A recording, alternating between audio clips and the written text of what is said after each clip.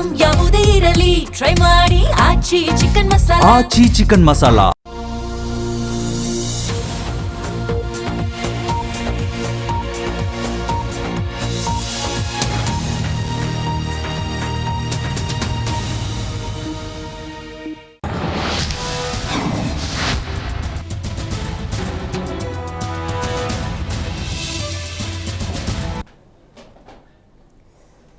ನಮಸ್ಕಾರ, ಜಿ ಸಂವಾದಕ್ಕೆ ಸ್ವಾಗತ. ಇವತ್ತು ಎರಡು ಪ್ರಮುಖ ವಿಚಾರಗಳ ಬಗ್ಗೆ ಚರ್ಚೆ ಮಾಡಲೇಬೇಕಾಗಿದೆ. ಒಂದು ಅಧಿವೇಶನ, ಇನ್ನೊಂದು ಮತದಾರ ಪ್ರಭುಗಳು ಆಯ್ಕೆ ಮಾಡಿರುವಂತಹ ಜನಪ್ರತಿನಿಧಿಗಳ ನಡೆ. ಹೌದು ನೋಡಿ, ಒಂದು ಕ್ಷೇತ್ರ ಅಂದಾಗ ಆ ಮತದಾರ ಪ್ರಭುಗಳು ಅಲ್ಲೊಬ್ಬ ನಾಯಕನನ್ನು ಜನಪ್ರತಿನಿಧಿ ಅಂತಾರೆ. ಆ ನಂತರ ಆತ ಶಾಸಕನಾಗಿ ಗುರುತಿಸಿಕೊಂಡು ಇಂತಹ ಅಧಿವೇಶನಗಳಾದಾಗ ತನ್ನ ಕ್ಷೇತ್ರದ ಸಮಸ್ಯೆಗಳನ್ನು ಧ್ವನಿ ಏರಿಸಿ ಕೇಳಿ ಆ ಒಂದು ಪ್ರಶ್ನೆಗೆ ಉತ್ತರವನ್ನು ಮತ್ತು ಪರಿಹಾರವನ್ನು ಕಂಡುಕೊಳ್ಳುವಂತಹ ಜವಾಬ್ದಾರಿ ಇರುತ್ತೆ.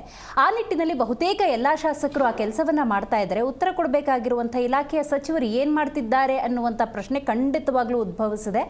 ಯಾಕಂದರೆ ಈ ಬಾರಿಯ ಅಧಿವೇಶನದಲ್ಲಿ 230ಕ್ಕೂ ಹೆಚ್ಚು ಪ್ರಶ್ನೆಗಳಿಗೆ ಉತ್ತರ ಸಿಕ್ಕಿರುವುದು 84 ಅಂತ ಹೇಳಿದ್ರೆ ಅರ್ಥ ಮಾಡ್ಕೊಳ್ಳಿ. ನೀವು ಆಯ್ಕೆ ಮಾಡಿರುವಂಥ ಜನಪ್ರತಿನಿಧಿಗಳ ಶಾಸಕರ ಪ್ರಶ್ನೆಗಳಿಗೆ ಇಲಾಖೆಯಿಂದ ಸಚಿವರಿಂದ ಯಾವ ರೀತಿ ಉತ್ತರ ಬಂದಿದೆ ಅಂತ. ಇಂಥ ಬೇಸರದಲ್ಲಿ ಸಭಾಧ್ಯಕ್ಷರು ಸಭಾತ್ಯಾಗವನ್ನು ಮಾಡಿದ್ದಾರೆ. ಹಾಗಾದರೆ ಅಧಿವೇಶನ ಯಾವ ರೀತಿ ನಡೀಬೇಕು, ಅಧಿವೇಶನದಲ್ಲಿ ಪ್ರಶ್ನೆ ಕೇಳಿದಾಗ ಉತ್ತರವನ್ನು ಕೊಡಬೇಕಾದಂಥ ಸಚಿವರ ಪಾತ್ರ ಏನು, ಕರ್ತವ್ಯ ಏನು, ಇದೆಲ್ಲದರ ಬಗ್ಗೆ ಇವತ್ತು ಕೂಲಂಕುಷವಾಗಿ ಚರ್ಚೆ ಮಾಡ್ತಾ ಹೋಗೋಣ. ನಾನು ದಿವ್ಯಶ್ರೀ.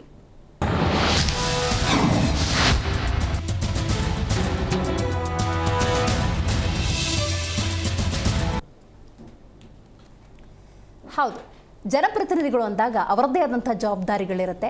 ವಿಶೇಷವಾಗಿ ನಾನೊಂದೆರಡು ವಿಚಾರವನ್ನು ಉಲ್ಲೇಖ ಮಾಡೋದಾದರೆ ನೋಡಿ, ಆರಂಭದಲ್ಲಿ ನೀವು ಗಮನಿಸಬಹುದು 2023 ಚುನಾವಣೆಯ ನಂತರದ ಸಂದರ್ಭದಲ್ಲಿ ಶಾಸಕರು ಅನುದಾನದ ವಿಚಾರವಾಗಿ ಪಕ್ಷೇತರವಾಗಿ ಚರ್ಚೆಯನ್ನು ಮಾಡಿದ್ರು. ನನ್ನ ಮನೆಗೆ ನನ್ನ ಜನ ಬರ್ತಾರೆ, ನಾನೇನನ್ನು ಆಯ್ಕೆ ಮಾಡಿದ್ದೀನಿ ಅನ್ನೋದಾದರೆ, ನೀನು ಮಾಡಿರುವಂಥ ಕೆಲಸವನ್ನು ತೋರಿಸು ಅನ್ನೋದಾದರೆ ಉತ್ತರ ಬೇಕು ಅಂತ ಹೇಳಿ ಅಂತ ಹಲವಾರು ಸಮಸ್ಯೆಗಳನ್ನು ಅಧಿವೇಶನದಲ್ಲಿ ಕೇಳೋದಕ್ಕೆ ಅವಕಾಶಗಳಿರ್ತವೆ. ಅದಕ್ಕೆ ಸಚಿವರಿಂದ ಉತ್ತರವನ್ನು ಪಡೆದುಕೊಂಡು ಕ್ಷೇತ್ರದ ಜನಕ್ಕೆ ಆ ಉತ್ತರವನ್ನು ಕೊಡಬೇಕು, ಆ ಉತ್ತರದಾಯಿತ್ವ ಆಗಿರುತ್ತೆ. ಆದರೆ ಇಂಥ ಸಂದರ್ಭದಲ್ಲಿ ನೋಡಿ, ಅಧಿವೇಶನದಲ್ಲಿ ಏನಾಗ್ತಿದೆ, ನಾನು ಪಕ್ಷೇತರವಾಗಿ ಮಾತಾಡ್ತೀನಿ, ಯಾವುದೇ ಪಕ್ಷ ಅಂತ ಸೀಮಿತ ಆಗೋದು ಬೇಡ. 230 ಪ್ರಶ್ನೆಗಳಿಗೆ ಕೇವಲ 84 ಪ್ರಶ್ನೆಗಳಿಗೆ ಉತ್ತರ ಬರುತ್ತೆ ಅನ್ನೋದಾದರೆ ಅಧಿವೇಶನ ನಡೆಯುವ ರೀತಿ ಇದಲ್ಲ. ಸರಿಯಾದಂತಹ ಪ್ರಶ್ನೆಗಳಿಗೆ ಸರಿಯಾದಂಥ ಉತ್ತರ ಅನ್ನೋದು ದಕ್ಕಿತು ಅನ್ನೋದಾದರೆ ಖಂಡಿತವಾಗ್ಲೂ ಕ್ಷೇತ್ರದ ಜನ ಒಬ್ಬ ಶಾಸಕನನ್ನು ಆಯ್ಕೆ ಮಾಡಿದ್ದು ಕೂಡ ಸಾರ್ಥಕವಾಗುತ್ತೆ. ಇನ್ನು ಸಚಿವರು ಒಂದು ಸಂದರ್ಭದಲ್ಲಿ ಆ ಪೋರ್ಟ್ಫೋಲಿಯೋ ಹಂಚ್ತಾ ಇರ್ತಾರೆ ನೋಡಿ, ಆ ಕುರ್ಚಿ ಕಾಳಗದಲ್ಲಿ ಒಂದಷ್ಟು ಸಮಸ್ಯೆಗಳಾದರೂ ಕೂಡ ಇಂಥವರನ್ನು ಆ ಸ್ಥಾನದಲ್ಲಿ ಕೂರಿಸಿದ್ದು ಕೂಡ ಸಾರ್ಥಕ ಅನ್ನುವಂತಹ ಒಂದು ಬೆಳವಣಿಗೆಗಳು ನಡೆಯುತ್ತೆ.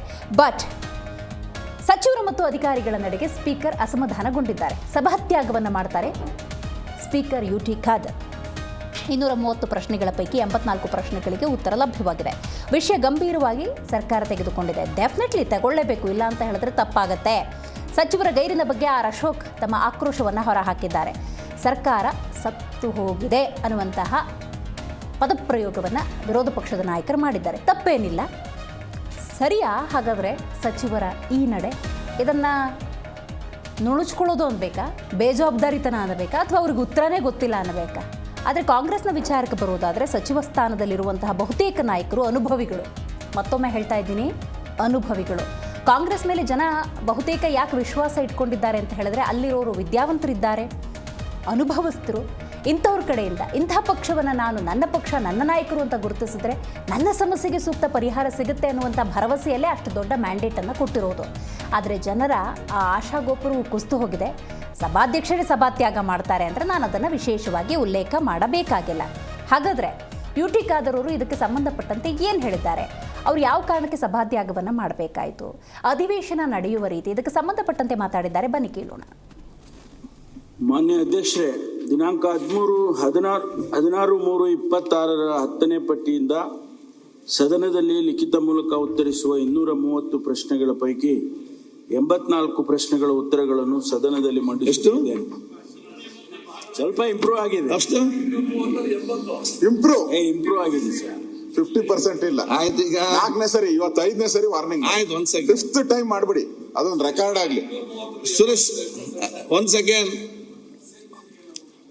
ಇವತ್ತು ಯಾಕಂದ್ರೆ ಹೇಳಿ, ಪರ್ಸೆಂಟೇಜ್ ಬೇಡ ಅಂದ್ರೆ ಯಾವ್ದ್ರಲ್ಲಿ ಇದು ಮಂತ್ರಿಗಳು ಮತ್ತು ಸರ್ಕಾರ ಸತ್ತೋಗಿದೆ. ಶ್ರೀನಿವಾಸ್ ತಿಥಿ ಮಾಡಬೇಕು, ಕ್ವಶನ್ ಸತ್ತೋಗ್ಬಿಟ್ಟಿದೆ. ಆಯ್ತು, ನಾನ್ ಮೊನ್ನೆ ತಿಥಿ ಕಾರ್ಡ್ ಆಯ್ತು, ತೋರಿಸ್ತೆ, ಯಾವ್ದೋ ತಿಥಿ ಕಾರ್ಡ್ ತೋರಿಸ್ತೆ, ಹಂಗಾಗ್ಬಿಟ್ಟಿದ್ದು. ಈಗ ಉತ್ತರ ಕೊಡೋದ್ರಿಂದ ಖುಷಿ ಆಗಿದೆ, ಬೇಸರ ಆಗಿದೆ. ಅವ್ರು ಯಾರು ಒಬ್ರು ಎಚ್ಚೆತ್ಕೊಂಡಿಲ್ಲ ನೋಡಿ ಅಧಿಕಾರಿಗಳು. ಈಗ ಬಂದ್ ಕೂತ್ಕೊಂತಾರೆ, ನೋಡಿ, ಈಗ ದೇವ್ರ ತರ ಬಂದ್ ಕೂತ್ಕೊಂತಾರೆ, ದೇವ್ರ ತರ ಆರಾಮ್ಸೆ ಮನೆಗೆ ಹೊರಟೋತಾರೆ. Find a solution. Find a solution, not a solution triggering. ಆಯ್ತು, ಈಗ ಅದಕ್ಕೆ ಕೊಡಿ ಶೂಟ್. ಓಕೆ. ಈಗ ನಾನು ಸರ್ಕಾರಕ್ಕೆ ಯಾಕೆಂತ ಹೇಳಿದ್ರೆ, ಮೋದಿ ಬಹಳ ಸ್ಪಷ್ಟವಾಗಿ ನಾವು ಮೊನ್ನೆ ಹೇಳಿದ್ದೇವೆ, ಈ ಸದನ ನಡೆಯುವುದು ಅದು ಮಂತ್ರಿಗಳಿಗಾಗಿ ಅಲ್ಲ, ಅದು ಶಾಸಕರಿಗೆ ಬೇಕಾಗಿ ನಡೆಸುವಂತ ಅಧಿವೇಶನ. ಯಾಕೆ ನೀವು ಮಂತ್ರಿಗೆ ಯಾವಾಗ ಬೇಕು ಚರ್ಚೆ ಮಾಡ್ತಾರೆ. 3 ತಿಂಗಳಿಗೊಮ್ಮೆ ಶಾಸಕರು ಸೇರ್ಬೇಕು, ಅವರಿರೋ ಸಮಸ್ಯೆಯನ್ನು, ಅವ್ರ ಊರಿನ ಸಮಸ್ಯೆಯನ್ನು ಚರ್ಚೆ ಮಾಡಬೇಕು. ಅದಾಗಿ ಎಲ್ಲಾ ಪಕ್ಷದವರು ಕೂಡ, ಎಲ್ಲಾ ಸದಸ್ಯರು ಕೂಡ ಪ್ರಶ್ನೆ ಕೇಳ್ತಾರೆ. ಎಲ್ಲರಿಗೂ ಕೂಡ ಸ್ಟಾರ್ ಕ್ವಶನ್ ಆಗುದಿಲ್ಲ. ದಿವಸ 15 ಮಾತ್ರ ಆಗುವಂಥದ್ದು, 15 ಮಾತ್ರ ಆಗುವಂಥದ್ದು. ಉಳಿದಂತ ಪ್ರಶ್ನೆಗೆ ಆ ಸದಸ್ಯರಿಗೆ ಇವತ್ತು ಅವರು ನಿಯಮಾವಳಿ ಪ್ರಕಾರ ಕೇಳಿದಂತ ಪ್ರಶ್ನೆಗೆ ನಾವು ಇವತ್ತು ಸರ್ಕಾರ ಉತ್ತರ ಕೊಡದಿದ್ದಲ್ಲಿ ಮತ್ತೆ ನಾವು ಹೇಳ್ತೇವೆ, ನೀವು ಶಾಸಕರು ಬರುವುದಿಲ್ಲ, ಯಾಕೆ ಬರಬೇಕು? ಯಾವ ರೀತಿ ಆಗ್ತದೆ? ಇವರು ಪ್ರಶ್ನೆ ಕೇಳಿದವ್ರಿಗೆ ಉತ್ತರ ಇಲ್ಲ. ಕಾಲಿಂಗ್ ಅಟೆನ್ಷನ್ ನಲ್ಲಿ 15ಕ್ಕಿಂತ ಜಾಸ್ತಿ ತಗೊಳ್ಬೇಡಿ. ಸರಿಯಾದ ಸಮಯಕ್ಕೆ ಕೋರಂ ಮಾಡ್ಲಿಕ್ಕೆ ಮತ್ತೆ ಆ ಸಮಯದಲ್ಲಿ ಬರುದಿಲ್ಲ. ಅದಾದ್ರೆ ಯಾವ ರೀತಿ ಇವತ್ತು ಹೋಗುವಂತದ್ದು? ಆದ್ರೆ ಮೊನ್ನೆ ಕೂಡ ನಾನು ಇವತ್ತು 2 ಸಲ ಬಹಳ ಗಂಭೀರತೆಯಿಂದ ಇರ್ಬೇಕನ್ನ ನಾನು ಕೂಡ ಇದರ ಬಗ್ಗೆ ಚರ್ಚೆ ಮಾಡಿ ಸ್ಪಷ್ಟ ಆದೇಶ ಕೂಡ ಈ ಪೀಠದಿಂದ ಸತತವಾಗಿ 3 ಬಾರಿ ಇದನ್ನು ನಾನು 4 ಬಾರಿ, ಇವತ್ತು 5ನೇ. ನಿಮ್ಮ ಮನೆ ಬೇಡ ಅದೇ ಏನು ಸುಧಾರಣೆ ಇವತ್ತು ಕಾಣುವಂತ ಪರಿಸ್ಥಿತಿಯಲ್ಲಿ ನನಗೆ ಕಾಣುದಿಲ್ಲ. ಈ ರೀತಿ ಬಹುಶಃ ಇದು ಧೋರಣೆ ಆದ್ರೆ ಬಹುಶಃ ಇವತ್ತು ಎಲ್ಲಾ ಸದಸ್ಯರು ಮೆಚ್ಚುವ ರೀತಿಯಲ್ಲಿ ಇದು ಸದನವನ್ನು ಹೇಗೆ ನಡೆಸುವಂತದ್ದು? ಆದ ಕಾರಣ ಬಹುಶಃ ಆಗಿಲ್ಲ. ನಾನು ಕೇಳಿದೆ ಅಂತ ಹೇಳಿದ್ರೆ, ಆದ ಕಾರಣ ಇವತ್ತು ಈ ಸಂಬಂಧಪಟ್ಟ ಮಂತ್ರಿಗಳು ಮತ್ತು ಸೆಕ್ರೆಟರಿಗಳು ಬಂದು ಕೂತ್ಕೊಂಡು ಏನು ಸಮಸ್ಯೆ ಯಾಕೆ ಆಗಿದೆ ಆ ಕೊಡ್ತಂತ ಹೇಳುವ ತನಕ ಕೂಡ ನಾನು ಸದನ ನಡೆಸುವುದಿಲ್ಲ. ನಾನು ಎಜೆಂಟ್ ಮಾಡ್ತೀನಿ. ಈ ಬಗ್ಗೆ ಮಾತಾಡಲಿಕ್ಕೆ ಮೊದಲನೇದಾಗಿ ನಮ್ಮ ಕಾರ್ಯಕ್ರಮದಲ್ಲಿ ಬಿಜೆಪಿ ವಕ್ತಾರರಾಗಿರುವಂತಹ ಶಂಕರ್ ಗೌಡ ಬಿರಾದರ್ ಇದ್ದಾರೆ, ನಮಸ್ಕಾರ.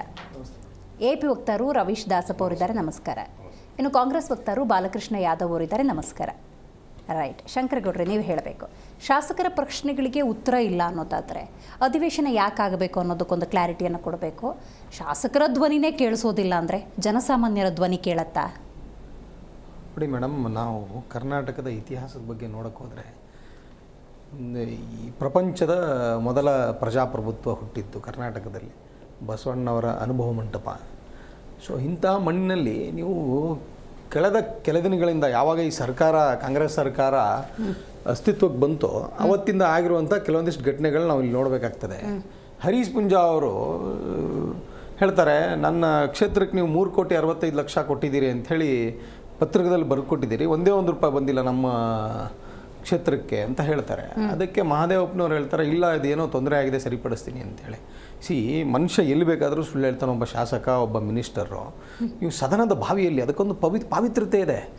ಇಟ್ಸ್ ಟೆಂಪಲ್ ಆಫ್ ಡೆಮೋಕ್ರಸಿ, ಅಂದರೆ ಪ್ರಜಾಪ್ರಭುತ್ವದ ಒಂದು ಮುಖ್ಯ ಅಂಗದಲ್ಲಿ ಬರುವಂಥ ನಾವೆಲ್ಲರೂ ಯಾರಿಗಾರು ಅಕೌಂಟಬಿಲಿಟಿ ಇದ್ದರೆ ಅದು ಸ್ಪೀಕರ್ ಅವ್ರಿಗೆ, ಅವ್ರು ಮಾತ್ರ ನಮ್ಗೆ ಅಕೌಂಟಬಿಲಿಟಿ ನೋಡ್ಬೇಕು. ಸೊ ಇಂತಹ ಸ್ಥಳದಲ್ಲಿ ಇವರು ಸುಳ್ಳು ಹೇಳಕ್ಕೆ ಸ್ಟಾರ್ಟ್ ಮಾಡಿದ್ದಾರೆ ಕಾಂಗ್ರೆಸ್ನವರು.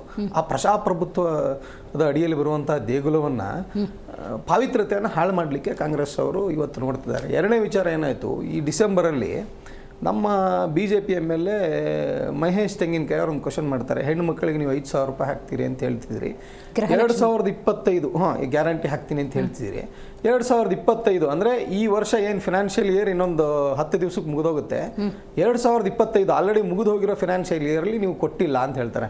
ಇಲ್ಲ ನಾವು ಕೊಟ್ಟಿದ್ದೀವಿ ಅಂತ ಲಕ್ಷ್ಮೀ ಹೆಬ್ಬಾಳ್ಕರ್ ಅವರು ವಾದ ಮಾಡ್ತಾರೆ, ಸಚಿವೆ. ಸೊ ಅದಾದಮೇಲೆ CM ಅವ್ರು ಬರ್ತಾರೆ, ಇಲ್ಲ ನಾವು ಕೊಟ್ಟಿದ್ದೀವಿ, ಚೆಕ್ ಮಾಡ್ತೀವಿ, ಇದು ನಿನ್ನೊಮ್ಮೆ ಚೆಕ್ ಮಾಡ್ತೀವಿ ಅಂತ.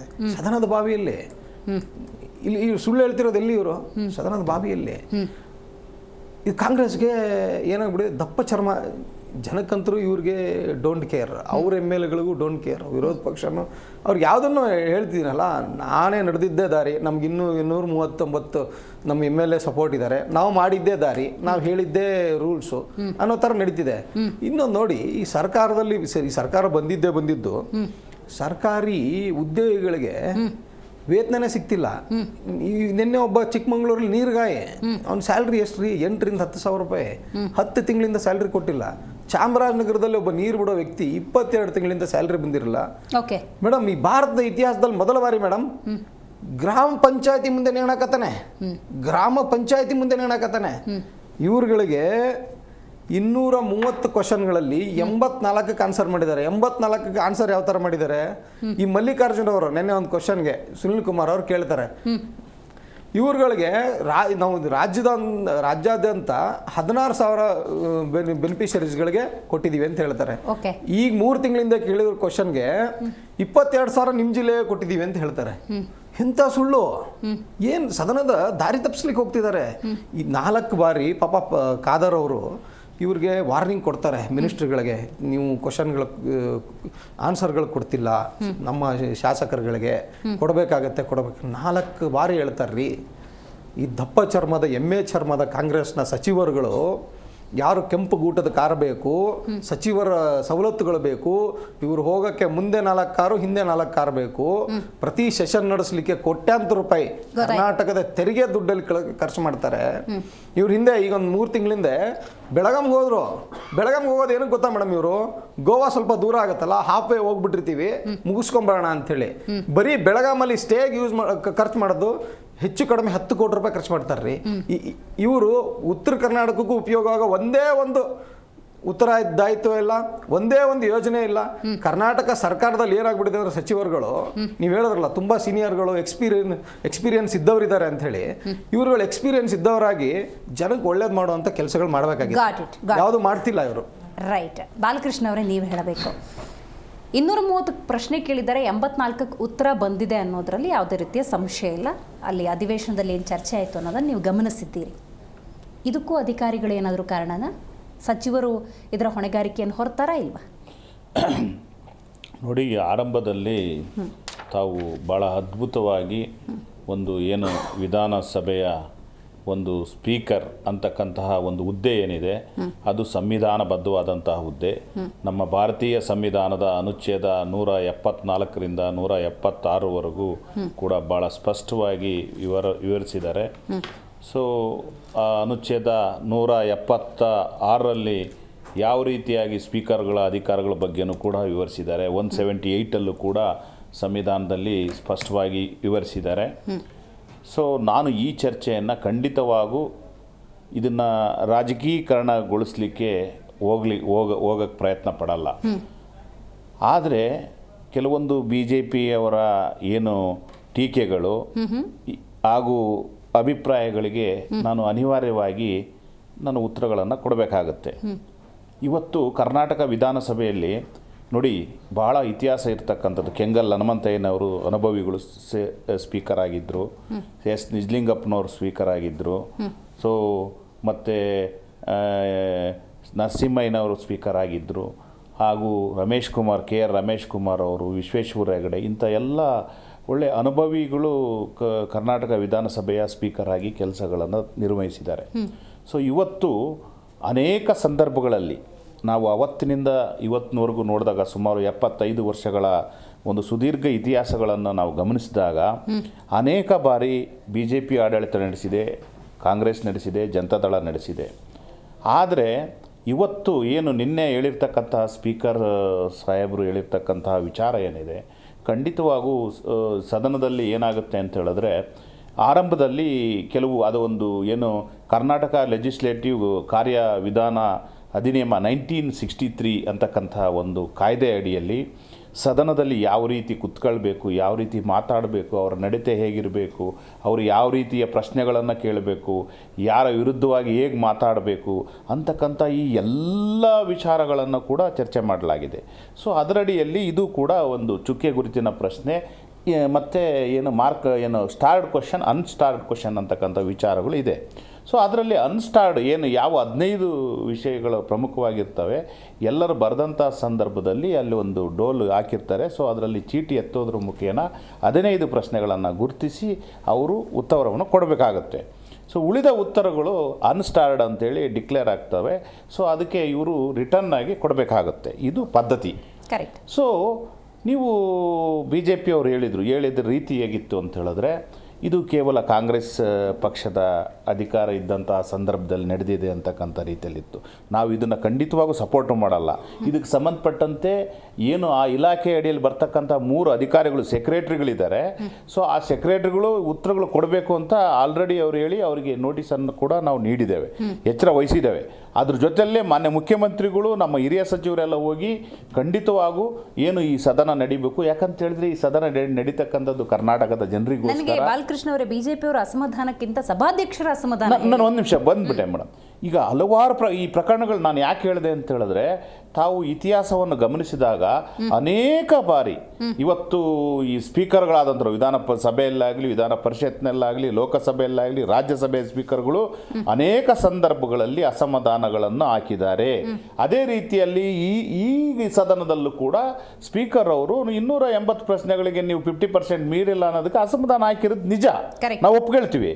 ಆದರೆ ನಮ್ಮ ಸರ್ಕಾರದ ವತಿಯಿಂದ ಖಂಡಿತವಾಗೂ ಮುಖ್ಯಮಂತ್ರಿಗಳು ಎಲ್ಲರೂ ಹೋಗಿ ಅವರಿಗೆ ಮನವರಿಕೆ ಮಾಡಿ, ಸೊ ಅಲ್ಲಿ ಒಂದು ಮಾತು ಹೇಳ್ತಾರೆ, ಅದೊಂದು ನೀವು ವಿಡಿಯೋವನ್ನು ತಾವು ಗಮನಿಸಿ.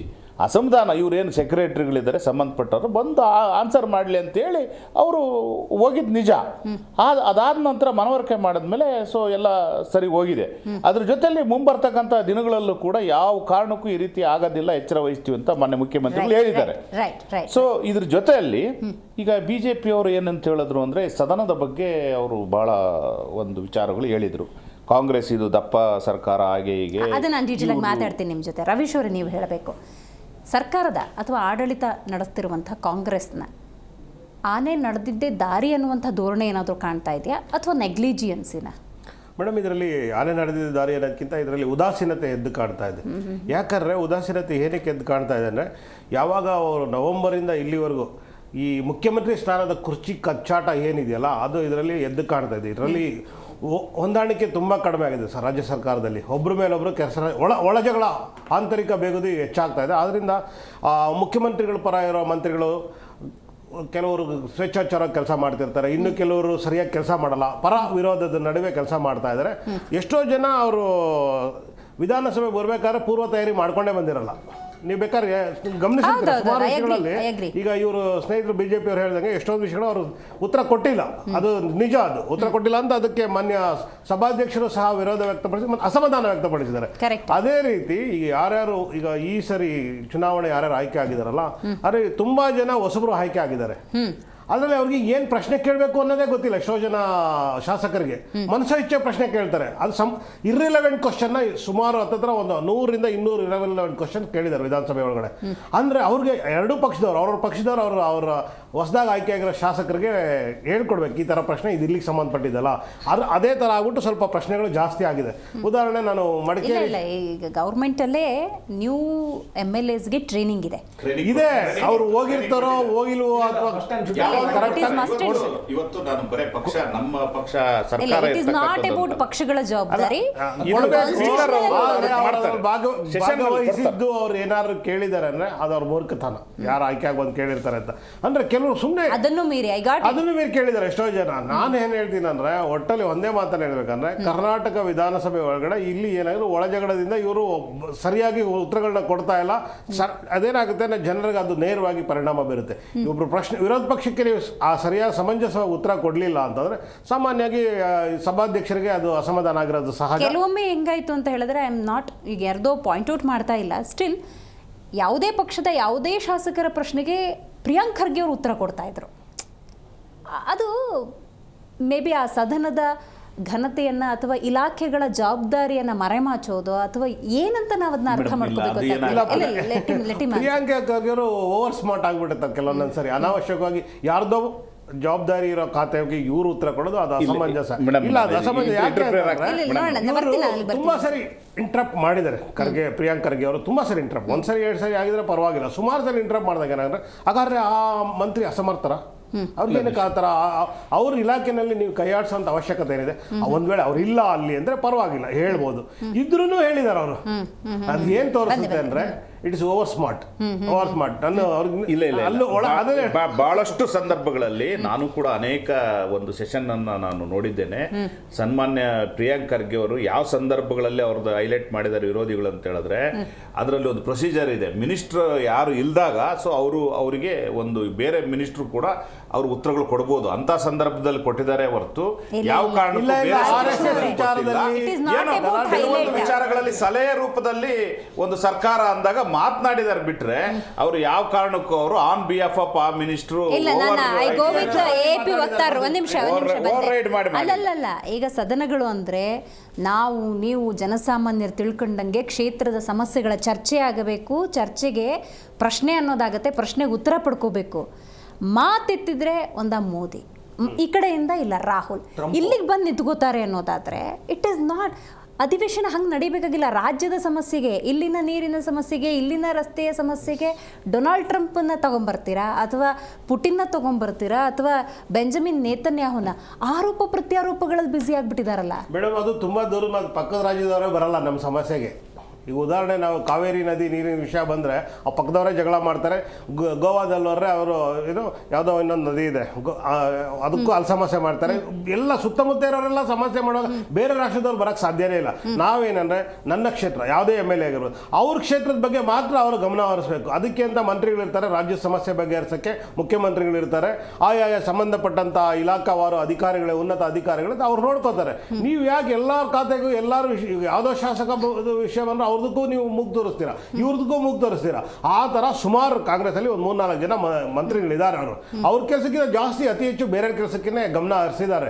ಅವ್ರ ಕ್ಷೇತ್ರದಲ್ಲಿ ಹೆಚ್ಚು ಗಮನ ಹರಿಸಿದ್ರೆ ಇಷ್ಟು ಎಲ್ಲ ನಾವು ಮಾತಾಡ್ತಾನೆ ಇರಲಿಲ್ಲ ಇವತ್ತು. ಅದನ್ನ ಅವ್ರು ಗಮನಿಸಬೇಕು. Got it. ಶಂಕರ್ ಅವರು ನೀವು ಹೇಳಬೇಕು, ಬಿಜೆಪಿಯಲ್ಲಿ ಸುನಿಲ್ ಕುಮಾರ್ ಅವ್ರು ಮಾತ್ರ ಇರೋದ ಅಥವಾ ಬೇರೆ ಯಾರಾದರೂ ಇದ್ದಾರಾ? ಇಲ್ಲ ಮೇಡಮ್, ನಮ್ಮಲ್ಲಿ ಎಲ್ಲ ನೀವು ಭಾಗ್ಯಲಕ್ಷ್ಮಿ ವಿಚಾರದಾಗ ಬಂದಾಗ, ಗೃಹಲಕ್ಷ್ಮಿ ವಿಚಾರದಲ್ಲಿ ಬಂದಾಗ ಇದು ಮಹೇಶ್ ತೆಂಗಿನಕಾಯಿ ಅವರೇ ಅಲ್ವಾ ಕ್ವಶನ್ ಮಾಡಿದ್ದು. ನಮ್ಮ BJPಲಿ ಎಲ್ಲರೂ ಕ್ವಶನ್ ಕೇಳ್ತಾರೆ. ವಿರೋಧ ಪಕ್ಷವಾಗಿ ಏನು ಮಾಡಬೇಕು ಅದು ಡೆಫಿನೆಟ್ಲಿ BJP ಮಾಡ್ತಾ ಇದೆ. ನಮ್ಮ ಸ್ನೇಹಿತರು ನಮ್ಮ ಪ್ರಿಯಾಂಕ್ ಖರ್ಗೆ ಅವ್ರ ಬಗ್ಗೆ ಹೇಳ್ತಿದ್ರು. ಅವ್ರು ಏನಾಗಿದ್ದಾರೆ ಅಂದರೆ ಉತ್ತರ ಕರ್ನಾಟಕ ಕಲ್ಯಾಣ ಕರ್ನಾಟಕ ಬಿಟ್ಬಿಟ್ಟಿದ್ದಾರೆ. ಅವರು ರಷ್ಯಾದ ಪುಟಿನ್ನು, ಅಮೇರಿಕದ ಡೊನಾಲ್ಡ್ ಟ್ರಂಪು, ಆಮೇಲೆ ಮಾತೆತ್ತಿದ್ರೆ ಮೋದಿ ಅವರು ಕ್ಷೇತ್ರಕ್ಕೆ ಇವರೊಮ್ಮೆ ಹೋಗಿ ಬರಲಿ, ಆಮೇಲೆ ನಾವು ಎಲ್ಲರೂ ಸೇರ್ಬೇಕಾದ್ರೆ ಇನ್ಕ್ಲೂಡಿಂಗ್ ಮೀಡಿಯಾದವರು ಸೇರ್ಬಿಟ್ಟು ಅವ್ರ ಕ್ಷೇತ್ರಕ್ಕೆ ಹೋಗಿ ಬರೋಣ. ಅವ್ರ ತಂದೆಯವರು ಸೇರಿ ಹೆಚ್ಚು ಕಡಿಮೆ 55-60 ವರ್ಷಗಳಿಂದ ಅವರೇ ಆಳಿರೋದು, ಇವತ್ತಿನವರೆಗೂ ಅವರೇ ಆಳ್ತಿರೋದು. ಇವರು ಬೆಂಗಳೂರಲ್ಲೇ ಇರ್ತಾರೆ ಬಹುಪಾಲು, ಉತ್ತರ ಕರ್ನಾಟಕ ಆಗಲಿ ಕಲ್ಯಾಣ ಕರ್ನಾಟಕಕ್ಕೆ ಹೋಗೋದೇ ಇಲ್ಲ. ಮಾತೆತ್ತಿದ್ರೆ ಅವರೇನು ಬಂದು ಗುಜರಾತ್ ನಲ್ಲಿ ಇರ್ತಾರ? ಯಾವಾಗ ಕೇಳಿಸ್ಕೊಳ್ಳಿ ಸರ್, ಮೋದಿಜಿ ಅವರು ಪ್ರಧಾನಮಂತ್ರಿಗಳು, ದೇಶದ ಪ್ರಧಾನಮಂತ್ರಿಗಳು, ಎಲ್ಲ ರಾಜ್ಯಗಳು ಎಲ್ಲ ದೇಶದ ಪ್ರಧಾನಮಂತ್ರಿಗಳಿಗೂ ಅಲ್ಲಿಯ ಶಾಸಕ ಸಚಿವನಿಗೂ ಬಹಳ ಡಿಫರೆನ್ಸ್ ಇದೆ ಅನ್ನೋದು ನನ್ನ ಸ್ನೇಹಿತರಿಗೆ ಹೇಳಲಿಕ್ಕೆ ಇಷ್ಟಪಡ್ತೇನೆ. ಈ ಲಂಡನ್ ನಲ್ಲಿ ಒಬ್ರು ಪತ್ರಕರ್ತರು ಇರ್ತಾರೆ ಮೇಡಮ್, ಅವರೊಮ್ಮೆ ಈ ತರದ್ದೇ ಹುಚ್ಚಾಟ ನಡೀತಿರುತ್ತೆ ಅಲ್ಲೂ. ಅವ್ರು ಹೇಳ್ತಾರೆ ಈ ಪಾರ್ಲಿಮೆಂಟ್ ಅಲ್ಲಿ ಎಷ್ಟು ಜನ ಕೂತ್ಕೋತಾರೆ ಅದ್ರಲ್ಲಿ ಅರ್ಧ ಜನ ಕತ್ತೆಗಳಿದ್ದಾರೆ ಅಂತ ಹೇಳ್ತಾರೆ. ಆಮೇಲೆ ಅವ್ರು ಸುತ್ತಮುತ್ತ ಇದ್ದವರೆಲ್ಲ ಬಂದು ಮುಗಿ ಬೀಳ್ತಾರೆ ಪತ್ರಕರ್ತರ ಮೇಲೆ, ಹೆಂಗ್ರಿ ನೀವು ಕತ್ತೆಗಳಂದ್ರಿ ಅಂತೇಳಿ. ಅವ್ರು ವಾಪಸ್ ಹೇಳ್ತಾರೆ, ಅರ್ಧಕ್ಕರ್ಧ ಜನ ನಾನು ವಾಪಸ್ ತಗೋತೀನಿ ನನ್ನ ಮಾತನ್ನ, ಅರ್ಧಕ್ಕರ್ಧ ಜನ ಕತ್ತೆಗಳಲ್ಲ ಅಂತ ಹೇಳ್ತಾರೆ. ಸೊ ಈಗ ಹಾಗಾಗಿದೆ ಇಲ್ಲಿ ಕರ್ನಾಟಕದಲ್ಲಿ. ಮತ್ತೇನು ವಿಶೇಷ ಇಲ್ಲ. ಇವ್ರುಗಳೆಲ್ಲ ಏನಂದ್ರೆ ಗೂಟದ ಕಾರ್ ಬೇಕು, VIP ಟ್ರೀಟ್ಮೆಂಟ್ ಬೇಕು, ಬಿಜೆಪಿ ಸೇರಿ ಬಿಜೆಪಿ ಅಲ್ಲ, ಅದೀಗ ಸಚಿವರುಗಳೇ ನೋಡಿ. ನೀವು ಬಹಳ ಸೂಕ್ಷ್ಮ ವಿಚಾರ. ಒಂದೇ ನಿಮಿಷ ಮೇಡಮ್, ಸದನದಲ್ಲಿ ಕತ್ತೆಗಳು ಅಂತ ಹೇಳಿದ್ರೆ ಅದರಲ್ಲಿ ಬಿಜೆಪಿನೂ ಸೇರ್ತದೆ. ಸದನ ಅಂತ ಹೇಳಿದ್ರೆ ಎಲ್ಲಾ ಪಕ್ಷಗಳು ಸೇರ್ತವೆ. ನೀವು ಮೋರ್ ದನ್ 50% ಇದ್ರಲ್ಲ, ಅದಕ್ಕೆ ಹೇಳ್ತಿರೋ ಎಲ್ಲಾ ಪಕ್ಷಗಳು ಸೇರ್ತವೆ. ಅದನ್ನ ಅಂತ ಹೇಳಿ ಹೇಳ್ತೀನಿ ಇರಿ ಸರ್, ಒಂದ್ ನಿಮಿಷ. ಅಂದ್ರೆ ಅವ್ರು ಮಂತ್ರಿಗಳ ಬಗ್ಗೆ ಮಾತ್ರ ಮಾತಾಡ್ತಾರೆ, ಮಂತ್ರಿಗಳ ಬಗ್ಗೆ ಇವರು ಆನ್ ದ ಫ್ಲೋರ್ ಸಿದ್ದರಾಮಯ್ಯ ಸಾಹೇಬ್ರು ಒಪ್ಕೊಂಡ್ರು 87 ಕೋಟಿ ರೂಪಾಯಿ ವಾಲ್ಮೀಕಿ ನಿಗಮದಲ್ಲಿ ಅನ್ಯಾಯ ಆಗಿದೆ, ಇದು ಬೇರೆ ರಾಜ್ಯಕ್ಕೆ ಕೊಟ್ಟೋಗಿದೆ. ಎಂತದಲ್ಲಿ? ಆಂಧ್ರದಲ್ಲಿರೋ ಇದು ಸರಿ, ಹೈದರಾಬಾದಲ್ಲಿರೋ ಇದನ್ನೆಲ್ಲ ಹೇಳಿಲ್ಲ ಅವರು. ಇಲ್ಲ ಹೋಗಿರೋದು ಅದು ನಿಮ್ದು ವರ್ಷನ್ ಆಗಿರೋದು 87 ಕೋಟಿ ಹಗರಣ ಹೌದು ಅಂದ್ರು. ದ ಸೆಕೆಂಡ್ ವರ್ಷನ್ ಇಸ್ ನಿಮ್ದು. ಎಲ್ಲಿಗೆ ಎಲೆಕ್ಷನ್ ಹೋಯ್ತು, ಹೆಂಗೋಯ್ತು, ಅದು ನಿಮ್ದು ಬಿಜೆಪಿ ಅವ್ರದ್ದು. ಹೈದರಾಬಾದ್ ತನಿಖೆ ನಡೆಸಿದಾಗ, ಇವರೇ ತನಿಖೆ ನಡೆಸಿದಾಗ ಹೈದರಾಬಾದ್ ನಲ್ಲಿ ಜ್ಯುವೆಲರಿ ಶಾಪು, ಹೈದರಾಬಾದ್ ಇರೋ ವೈನ್ ಶಾಪ್ ಗಳಿಗೆ ಹೋಯ್ತು. ಅಷ್ಟೇ ಯಾಕೆ ಮೇಡಮ್? ಇವ್ರು ನಡೆಸಿದಲ್ಲ ಯಾರು? ನಿಮ್ಮ ಸರ್ಕಾರ ಇದ್ದಾಗ ಬೋವಿ ನಿಗಮದಲ್ಲಿ ಎಂತ ಹಗರಣ ಆಯ್ತು, ಎಷ್ಟು ಜನ ಬೋವಿ ನಿಗಮದ ಆಯ್ತಲ್ರಿ, ಹೇಳಿ ಮೇಡಮ್, ಇವ್ರು ಜೈಲಿಗೆ ಹೋಗಿ ಬಂದ್ರು. ಬೋವಿ ನಿಗಮದಲ್ಲಿ ಆಗಿಲ್ಲ ಅಂತ ಹೇಳ್ತೀರಲ್ಲ ನೀವು. ಎಂತೆಂತ ಹಗರಣಗಳಾದ್ರು ನಿಮ್ದ್ರಲ್ಲಿ ಕೇಸ ಹಗರಣ ಆಗ್ಲಿಲ್ವಾ?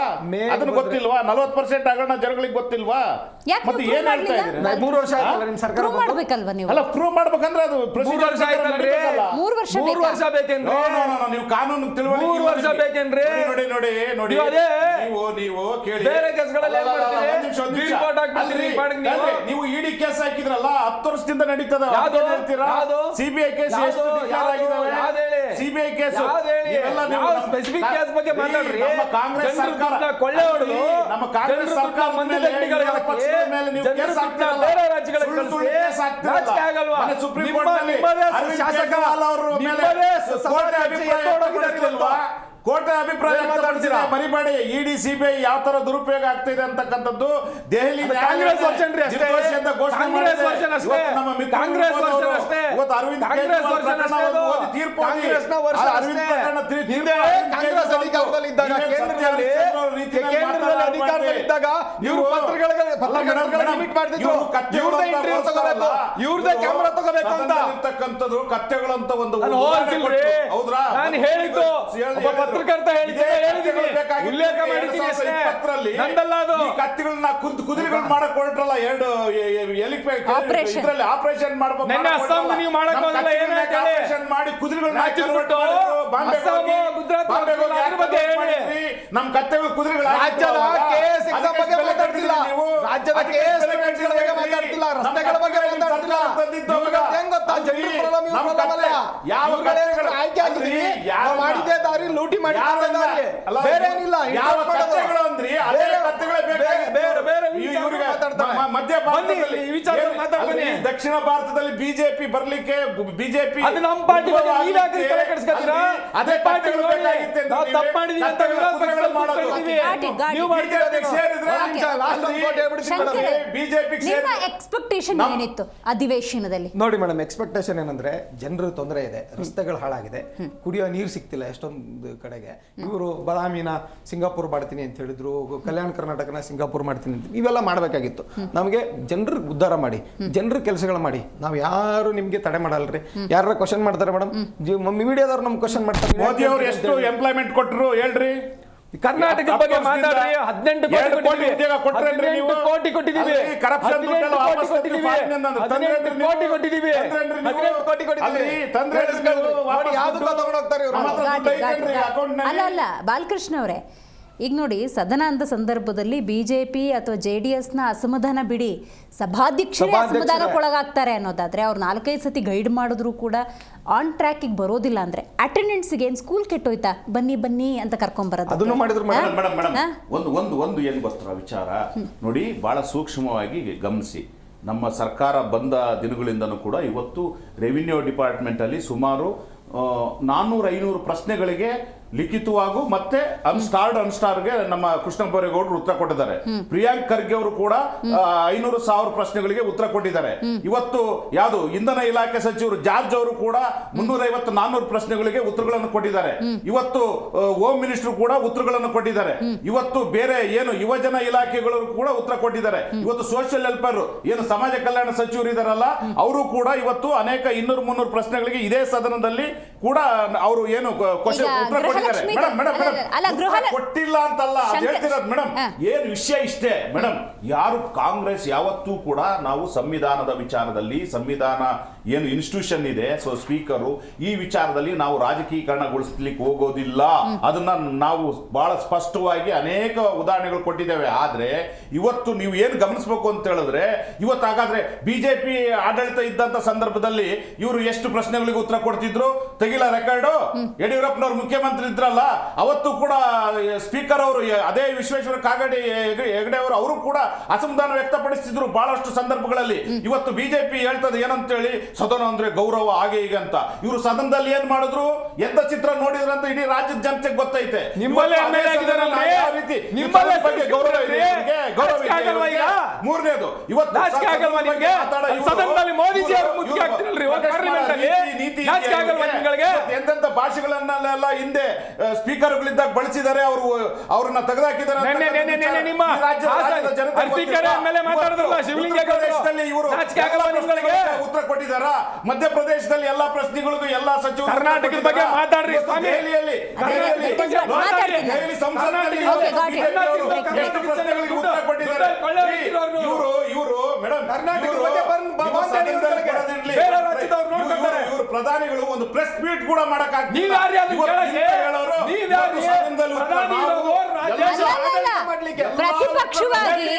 ಪ್ರತಿಪಕ್ಷವಾಗಿ ಭಾರತದ ನಾಗರಿಕನಾದ ಅವರಿಗೆ ಹಕ್ಕಿದೆ.